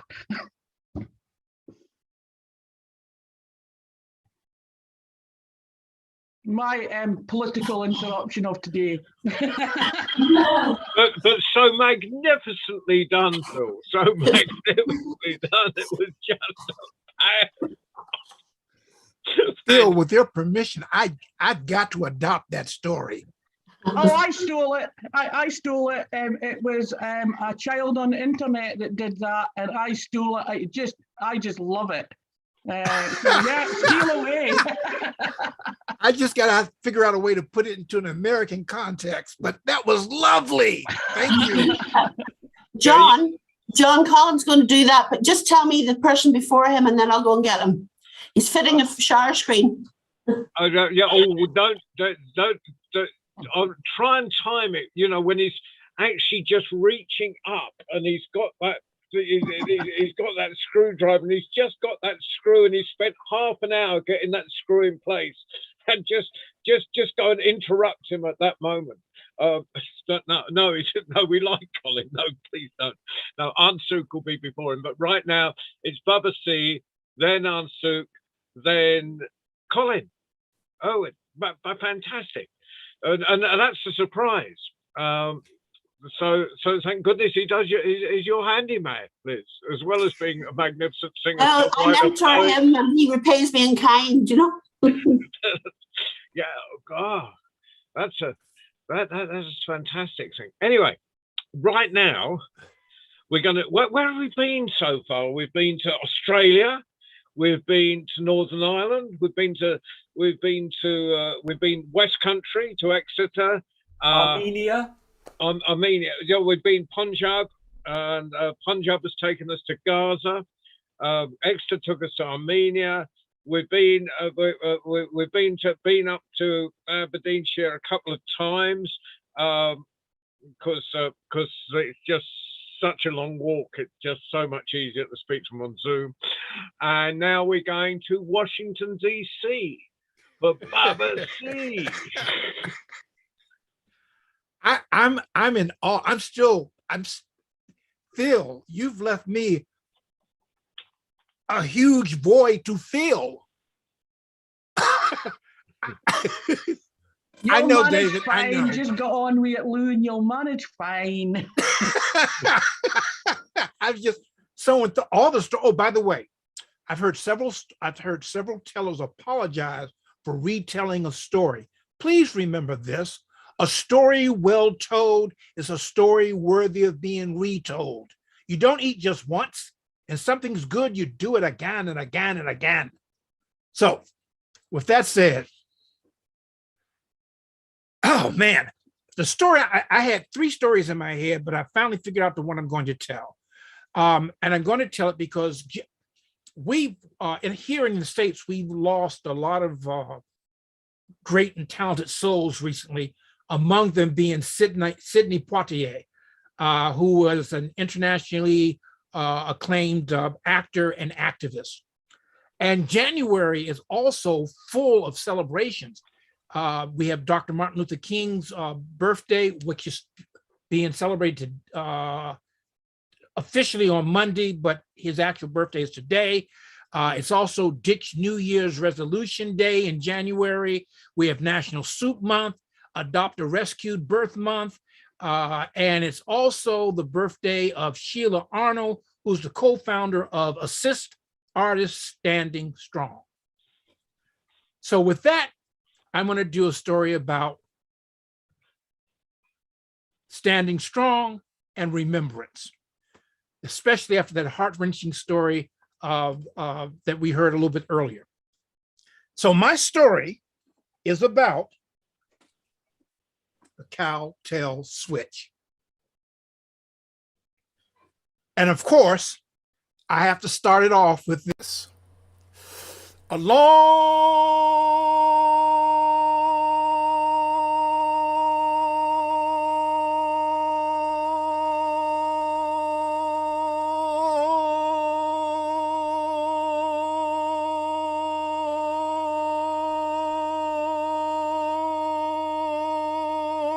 time ago is when this story took place.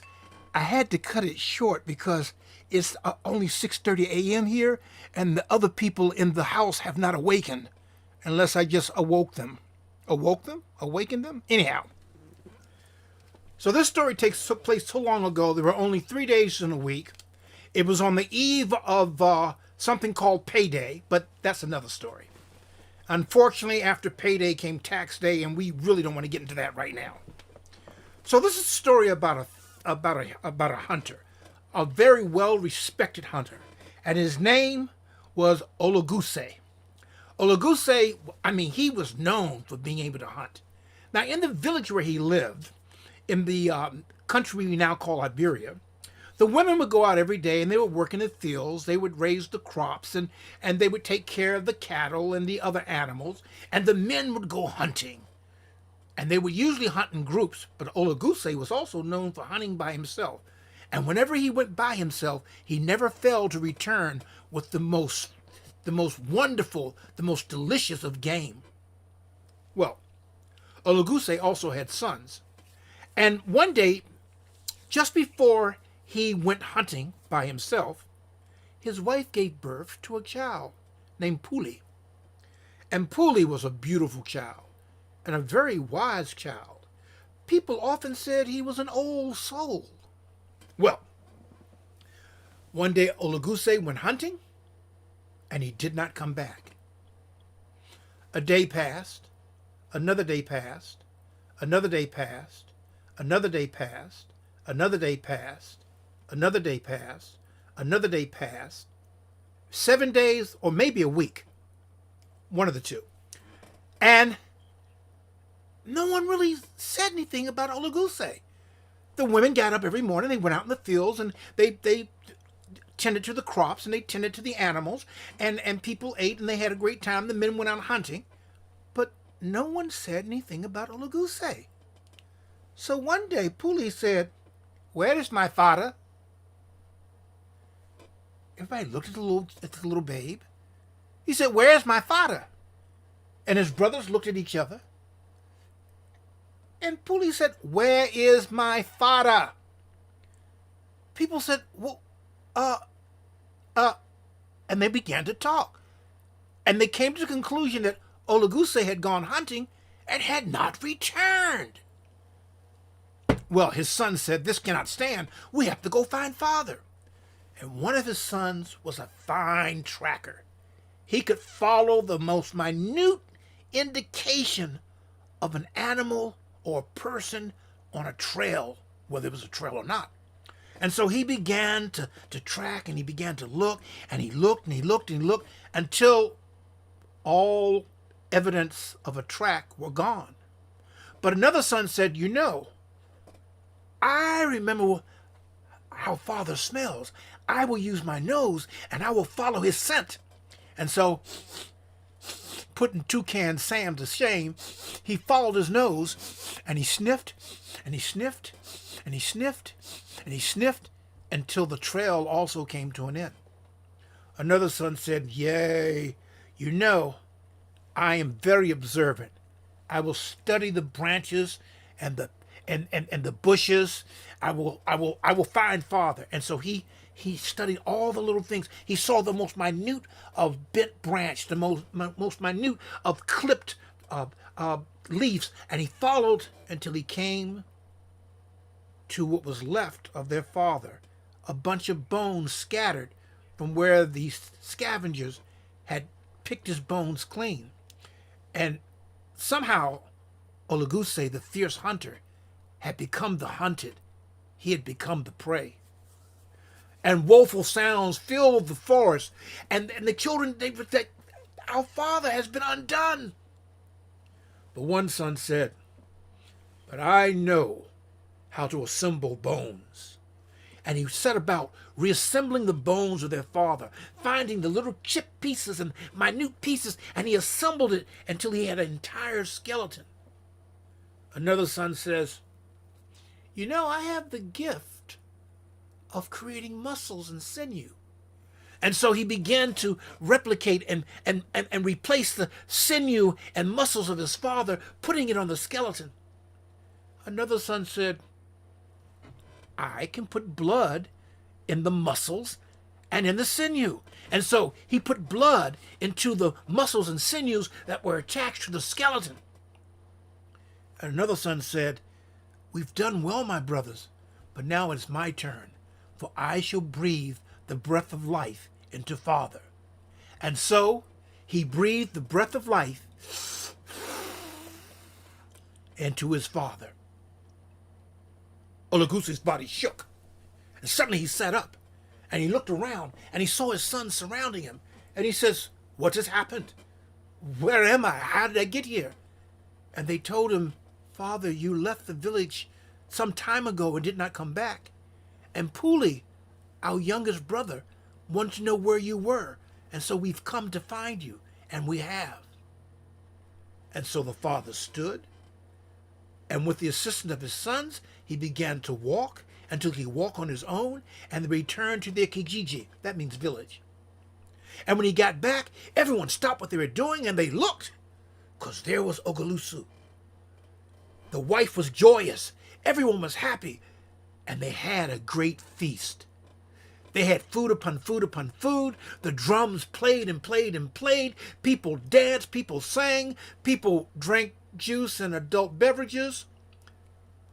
A good time was had by all until people could not drink anymore, could not eat anymore, could not move, and they got the itis, which means they just wanted to go to sleep. They did not want to move. And that's what they did. Well, the next day, Ogaluse decided that he wanted to create something to represent his return.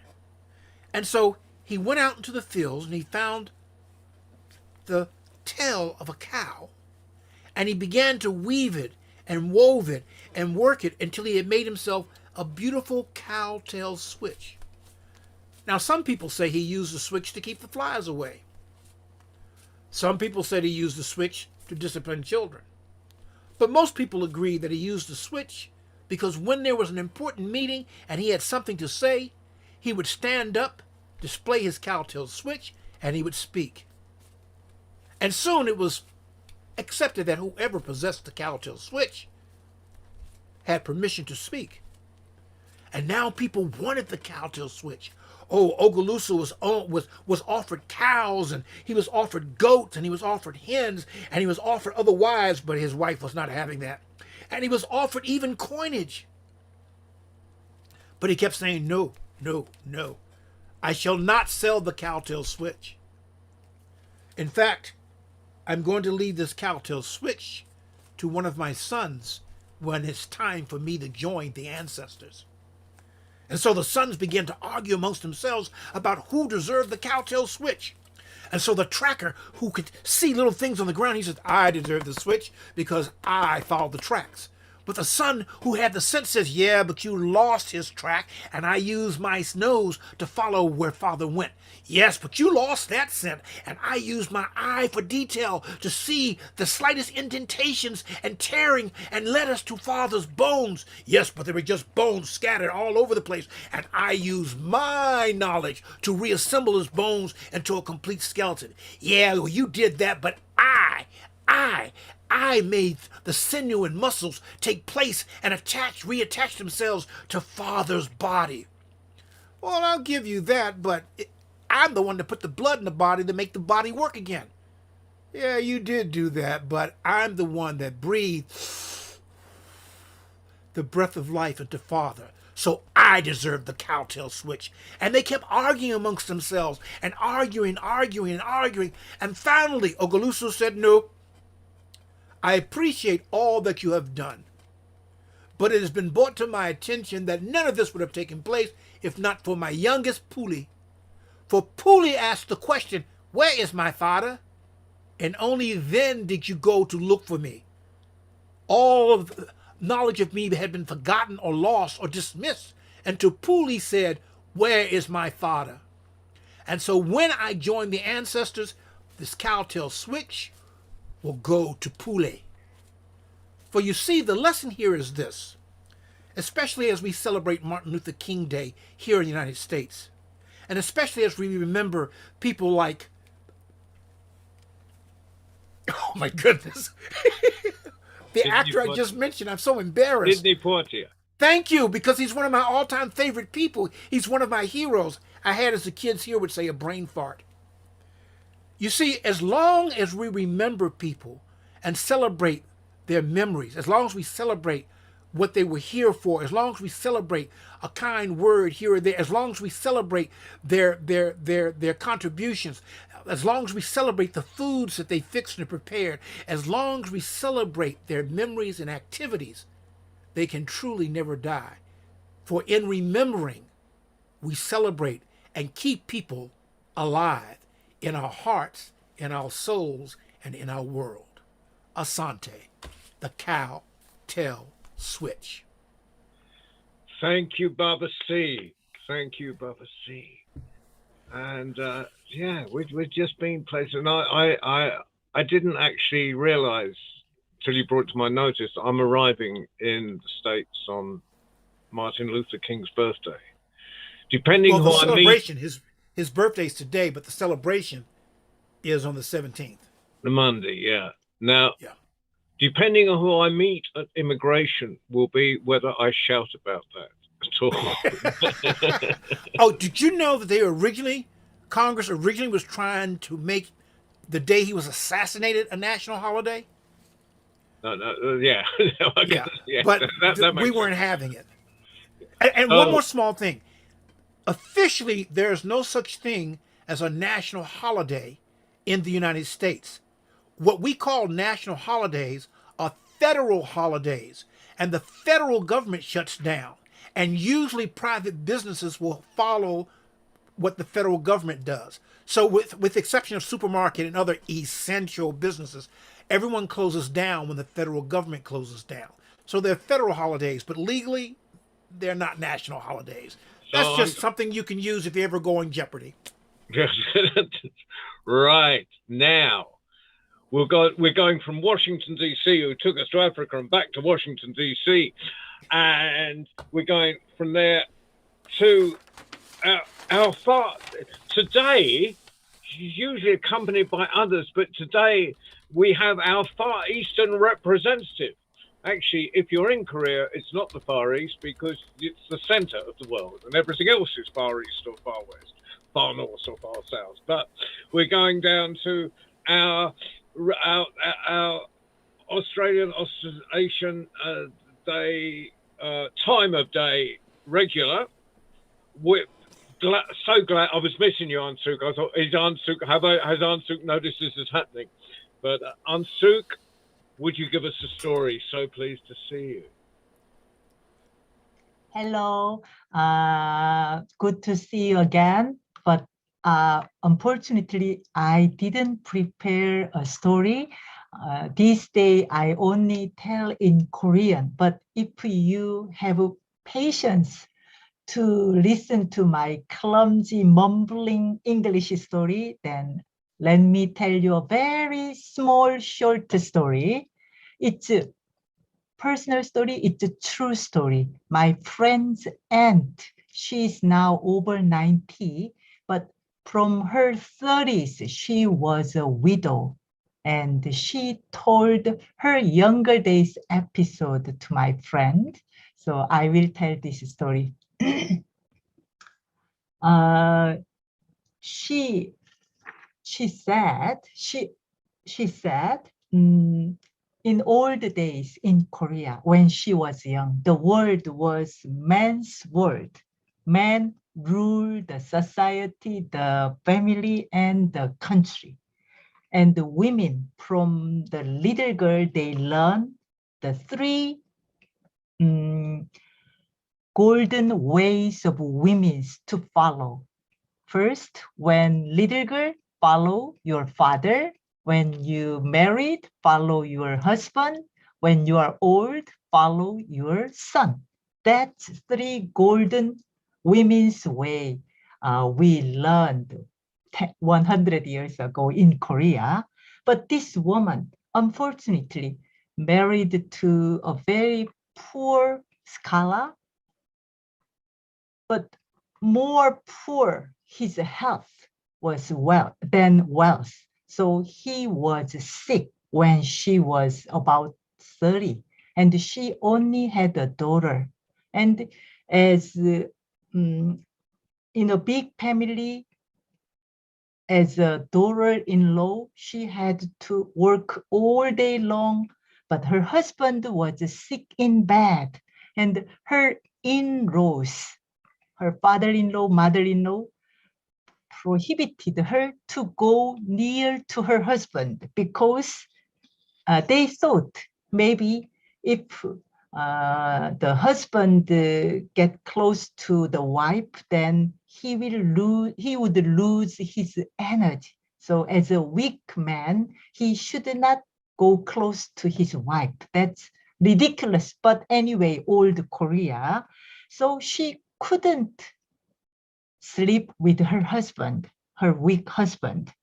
Then she thought, what will be happen to her life in the future if her husband die soon? Because she at that time had only a little girl, no son. Then in the family, no son and the widow, had really no position, no identity, no power. So this smart woman thought, I have to do something to change my future. So one summer day, flood after monsoon, such a huge flood. So her whole family, 13 family members, all went to the near river to watch the huge wave of water in the river. So she was only with her husband in the house, and it's lunchtime. So she carried her husband's lunch to her husband's room.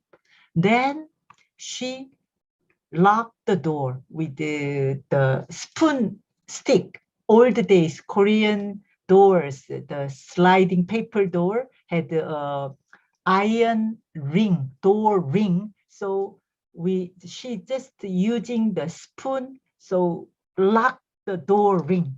So nobody from outside could open the door. And her husband watched that and surprised, what are you doing, dear wife? So she said, now I am with you. And you are not another man. You are my husband. I have just right to come close to you. And she persuaded her husband. And they had a very short time together as a husband and wife. And soon after, the whole family came back home, and just she pretended nothing happened. Then, fortunately, she could get pregnant. And a few months after, her husband died. And after her husband's death, she could give birth a son baby. And she raised the son with love and care. And because of the son, she could have her right place in the big family. And later, her son became really good son. And when he got married and his mother was very old, they just cared the mother with love and care. So now, over 90-year-old, this old lady told her niece this story of herself. She said, oh, I am so proud of myself. In that time, I had the courage to go near my husband and get a son. This is Korean woman's story. Thank you.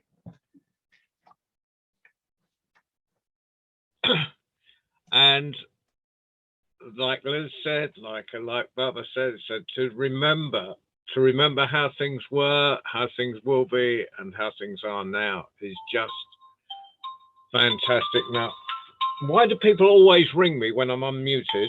Go away.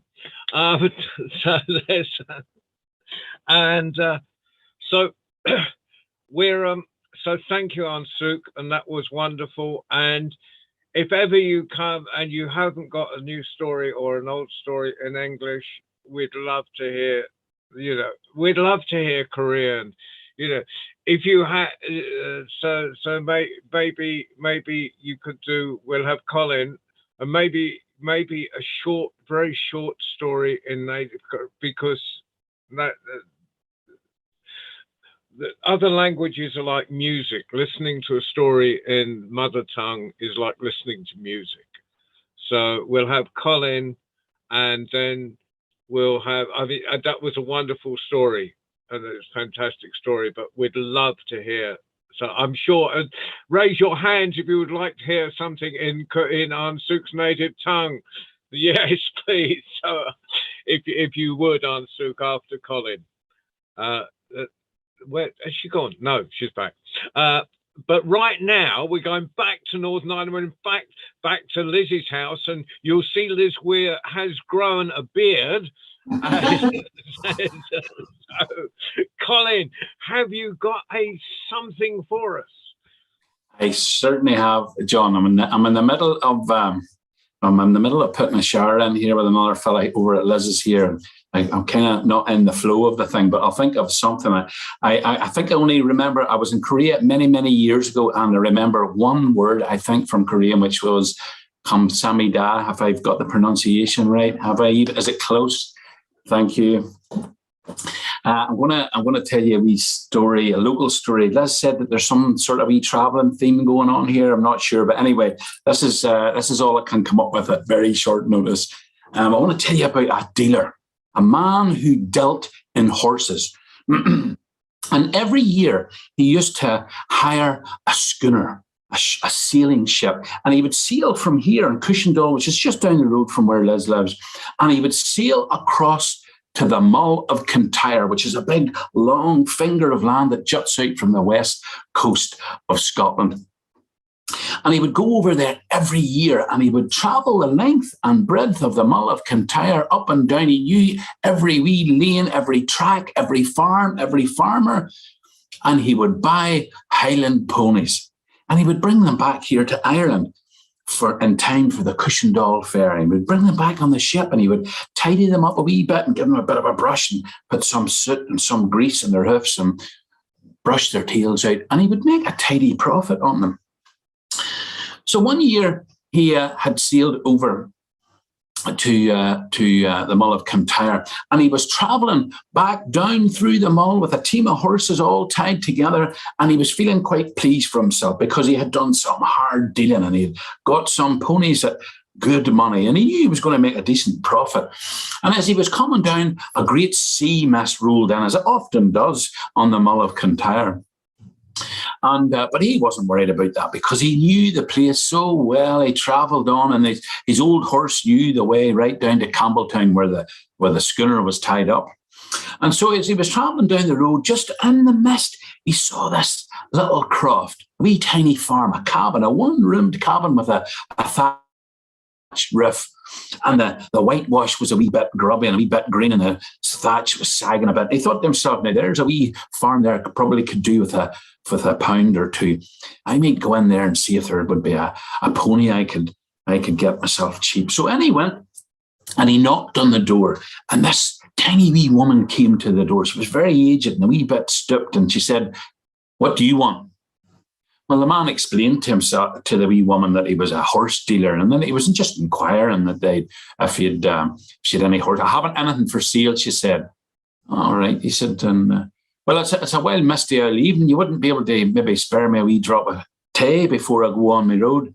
"Not really," she said, "but come on in anyway." And so he went in, and she made him a drop of tea, and there wasn't much else along with it. And he quizzed and he questioned her to try and find out her whole breed, seed, and generation. But the wee woman just kept saying that she was from very ancient ancestry, and that was the only word of sense he could get out of her.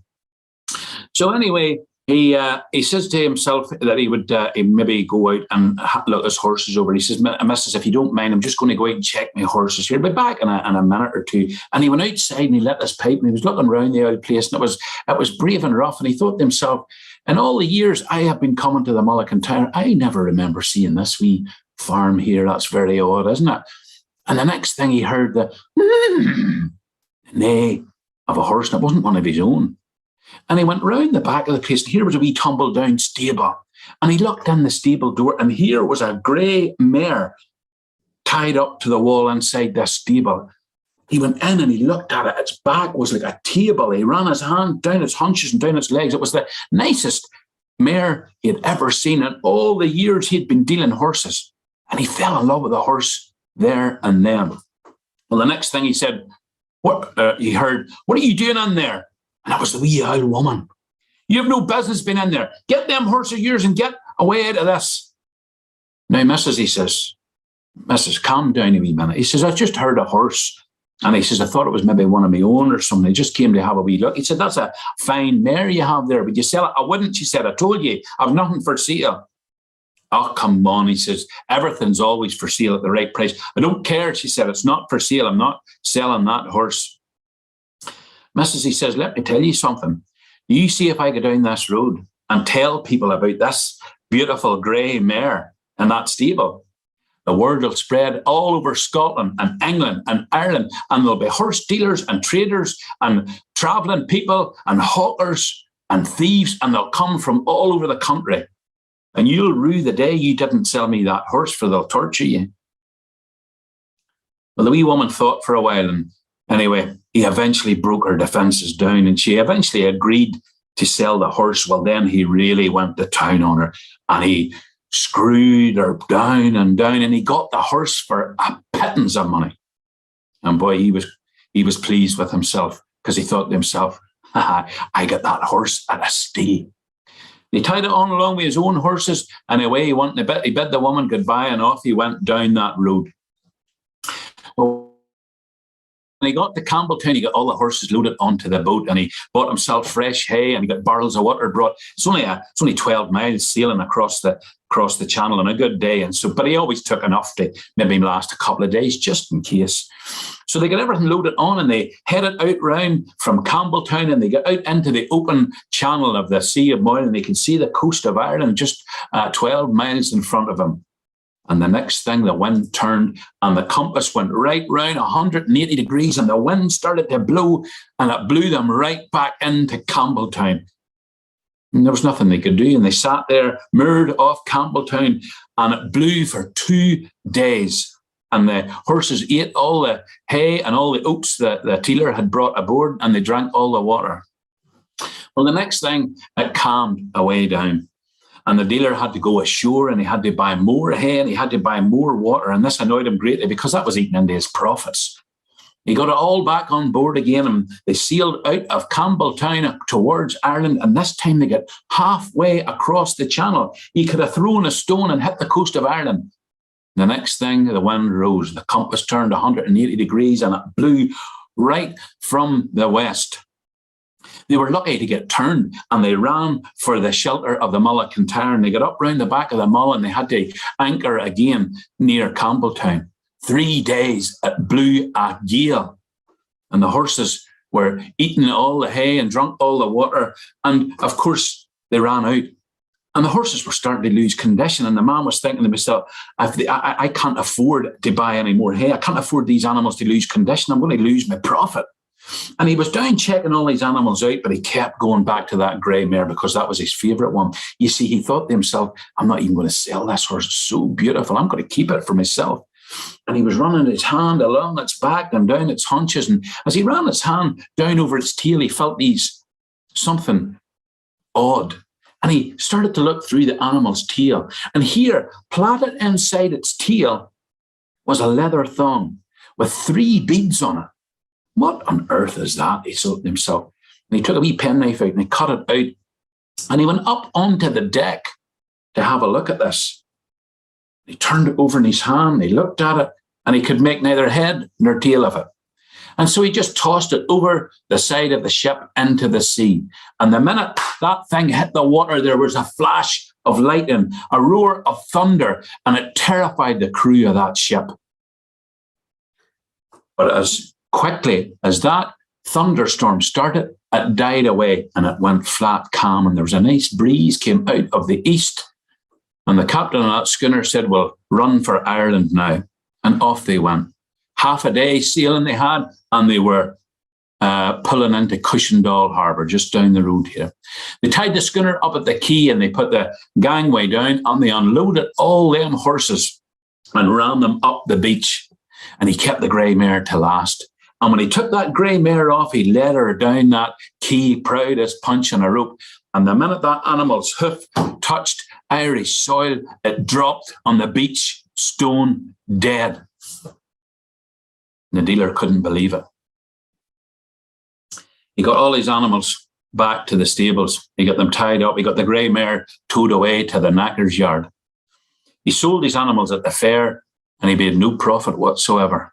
And he cursed his luck. And he says to himself, when I get back to the Mull of Kintyre, I'm going to go back to that woman, and I'm going to give her a piece of my mind, and I'm going to get my money back and tell her how much money that she has cost me.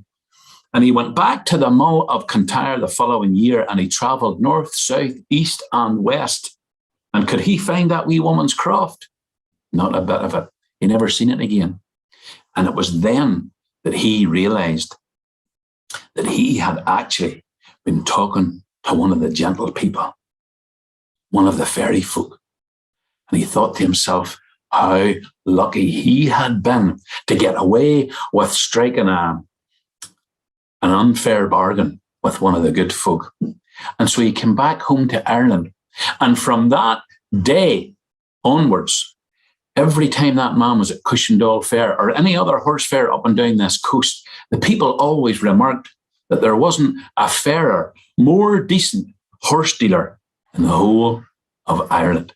For he learned his lesson. Thank you. Colin. Thank you, John.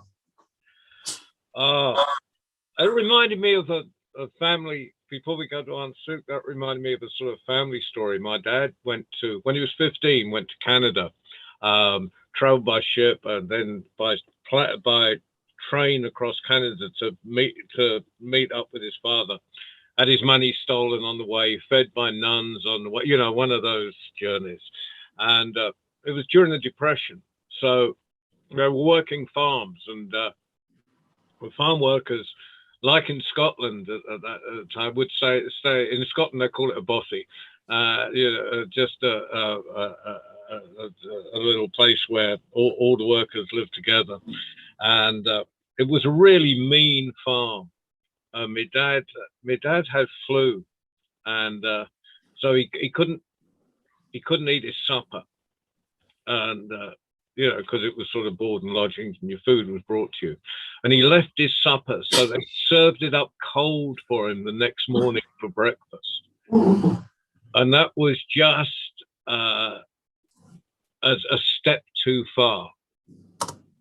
And he left and he walked down the road and he's hitchhiking down the road and he's picked up by a Model T Ford.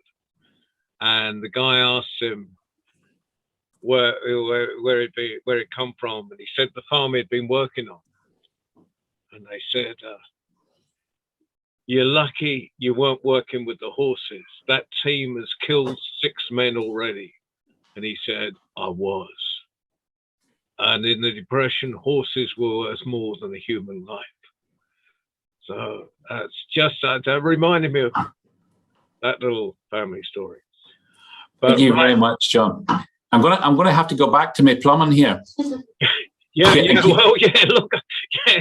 Look after Liz. You can't leave her with half a shower. Well, get on with you. Okay, that was a great story. Now get on with your work. Thank you, Ansuk. I will catch up with you again. Sorry to miss your Korean story. Bye bye. Thank you for showering us with that marvelous story. Okay, well, over to Ansuk, and then I'm going to finish with a quick poem. But Ansuk, can we have a short story in Korean? Maybe you could give us a clue to what it's about at the beginning, just so we've got a key. Okay, so you want me to tell in Korean? Yeah.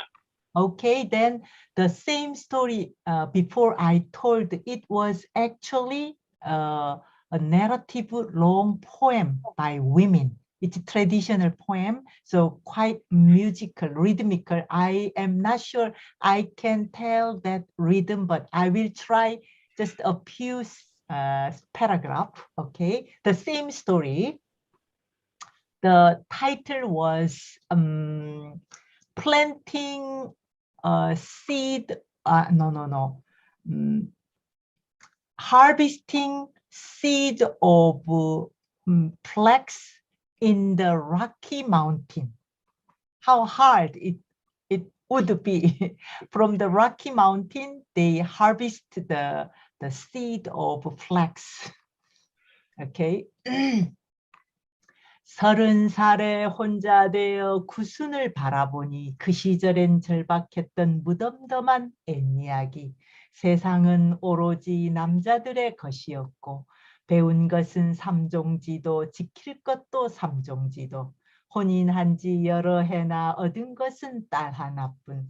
아들 하나 두어야만 칠거지약 면하거늘.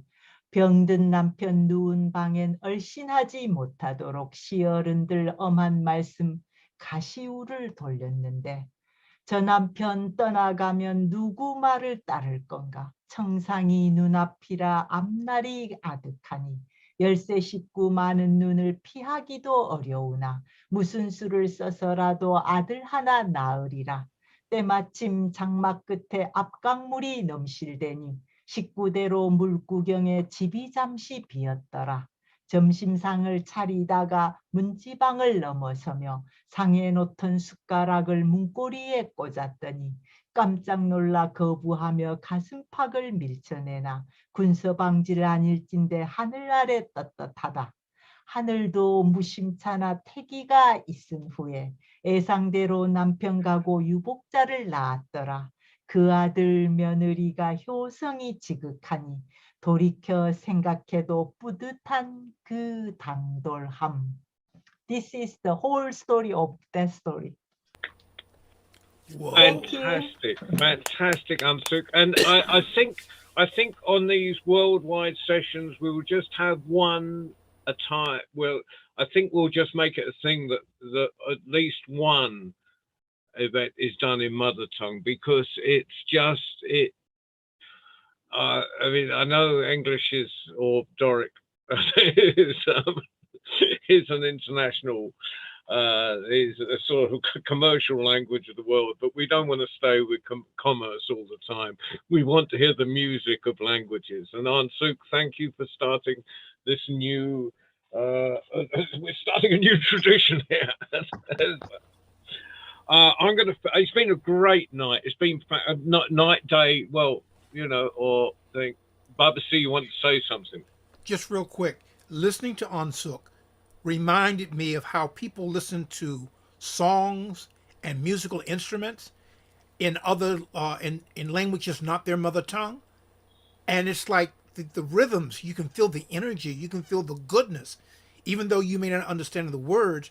You feel the energy and the rhythm. I just want to say thank you, Unsuk, and for that, because I definitely felt the rhythms and I felt the energy.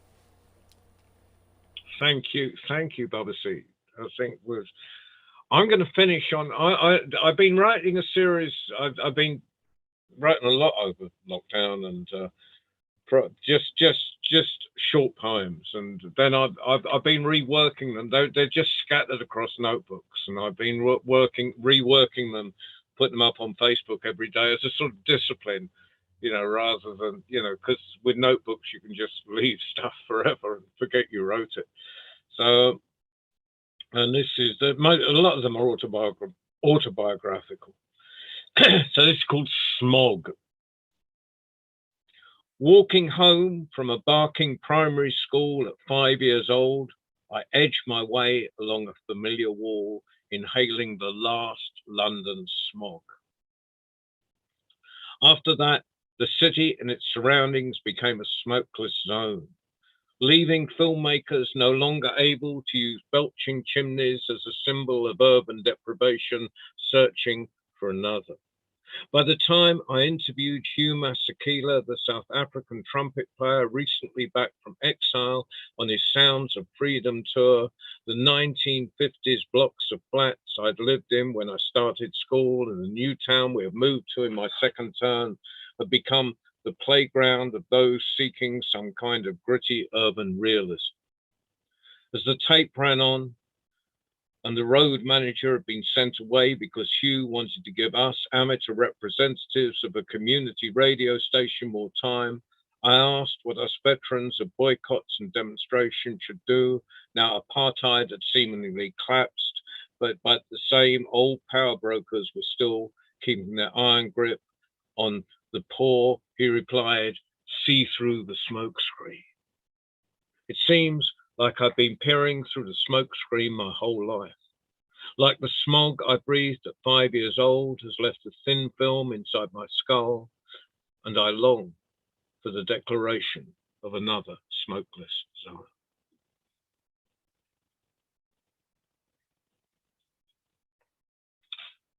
And Sue and Babasi will probably know who Hugh Masekela is. Oh, I know. Yeah. And it was a great privilege.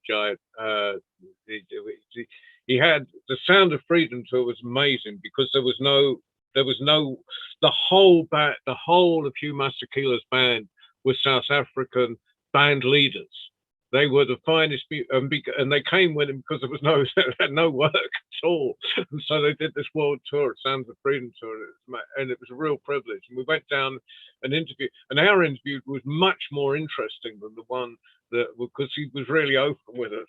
We went into some depth. The one on the BBC later that day wasn't, from my point of view, he didn't say half as interesting stuff. But anyway, that was a by the by.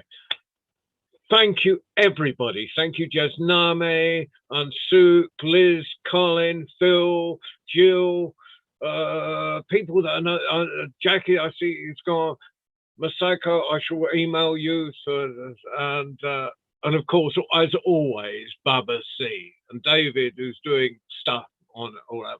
Liz, it's been fantastic having you on, Liz. Thank you for joining us.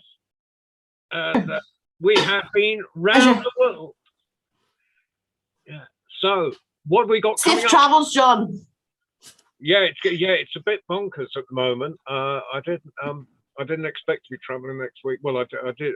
Had it planned a few weeks, but it's kind of one of those things. What have we got coming up at the World Storytelling Cafe tomorrow? We have, and neither David or Jackie are here to talk about it, which I was hoping they, but at 1 o'clock in the afternoon, David Heathfield, Simona Sambazi, David are doing a sort of a fundraiser for a Crest, which is trying to fund a couple of teachers to do David's course for the use of storytelling in English as an additional language. So that's 1 o'clock in the afternoon, which might work for some people. It'll be about midnight in Australia. So it, you know, for the Australian insomniacs, you can join us. And I think it's going to be open to everybody once they've done their stories. I'm not sure. I'm not running that one. I should probably introduce it, but I'm off getting, you know, because I'm about to do international travel, I'm having to get tests, sort of paying millions of pounds to private companies to make sure I haven't got anything nasty to take to America. Now, don't make any comment on that, obviously. And then, so on Tuesday, 4:30 in the afternoon UK time, we have our young international tellers. Yasname's our regular, but we have we very often have the youngsters in from Gaza, from Nigeria, India, occasionally someone from the UK. But there's and then on Friday, our 6 o'clock is for Stories for Children is Seth Townsend. That will be a treat. And yeah, Liz is with me there. And then next Sunday is at 6 o'clock in the evening UK time is our worldwide story round. So if you're up, or if you've got insomnia, or if you're in the wrong part of the world, please join us. Baba C, about time you had your breakfast now. Right. Hey, John, yeah. Be extra careful in Texas. They have a dismal record with dealing with COVID and the variants. So I've got a case full of really heavy masks, and I'm picked up with a really good people. I'm coming out the airport straight into a car. I'm hardly going to go out of the house once I get there. I shall only just be extra careful. You have more to fear from the Americans than the Americans have to fear from you. Bill. John, when's the next Asian one? That I think is going to be on the 12th of. It'll be the first day of the festival, so it will be a virtual one on the festival. But if we're live, if the festival happens, it will be a hybrid one, because we'll do that from the World Storytelling Cafe with a live audience and on Zoom. So so that'll be a hybrid, and that'll be on the 12th.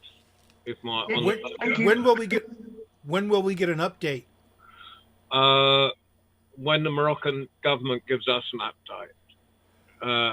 So we're all in the lap of the gods at the moment, and it may be the 26th of January before, to be late January before the Moroccan government tells us what's happening, whether they're opening the borders, whether they're allowing gatherings, if they're opening the borders, etc., etc. We're sort of having to adjust by the minute. It's an interesting exercise running an international festival, a week-long international festival, not knowing whether it's going to happen live, happening hybrid, or happening totally on Zoom till the last moment. So, so bless you all for bearing with us, and see you tomorrow for a minute or sometime during the week. But thank you all. It's been a great session. It's been a great session. Bye. Until the next time.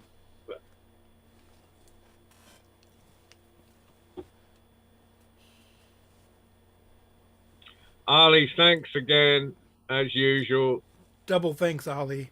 Thank you all, my friends. And John, I think I am going to resurrect Papa Legba. Legba, please do, Yeah. because I just have to do him justice. Yeah. Just take out that Hollywood nonsense and just. That's the biggest battle, is taking out the Hollywood nonsense. But don't take any notice of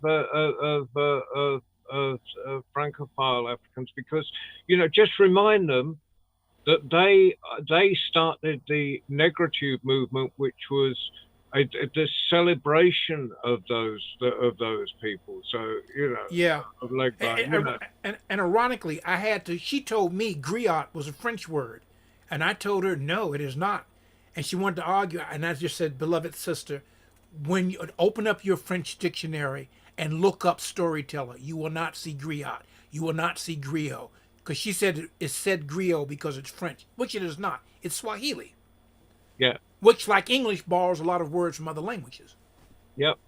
But anyway, but anyway, getting back into respectability, or maybe not respectability, but back in the open. yeah. I'm gonna work on that. I'm gonna go get breakfast, and I gotta take a nap because I got another I'm gonna one of these to do in 3 hours. finish my breakfast. Okay, see you then. Bye. All right. Bye, Ali. Oh, John, you're a serial teller. Bye, my friend. Oh God. Bye. Later.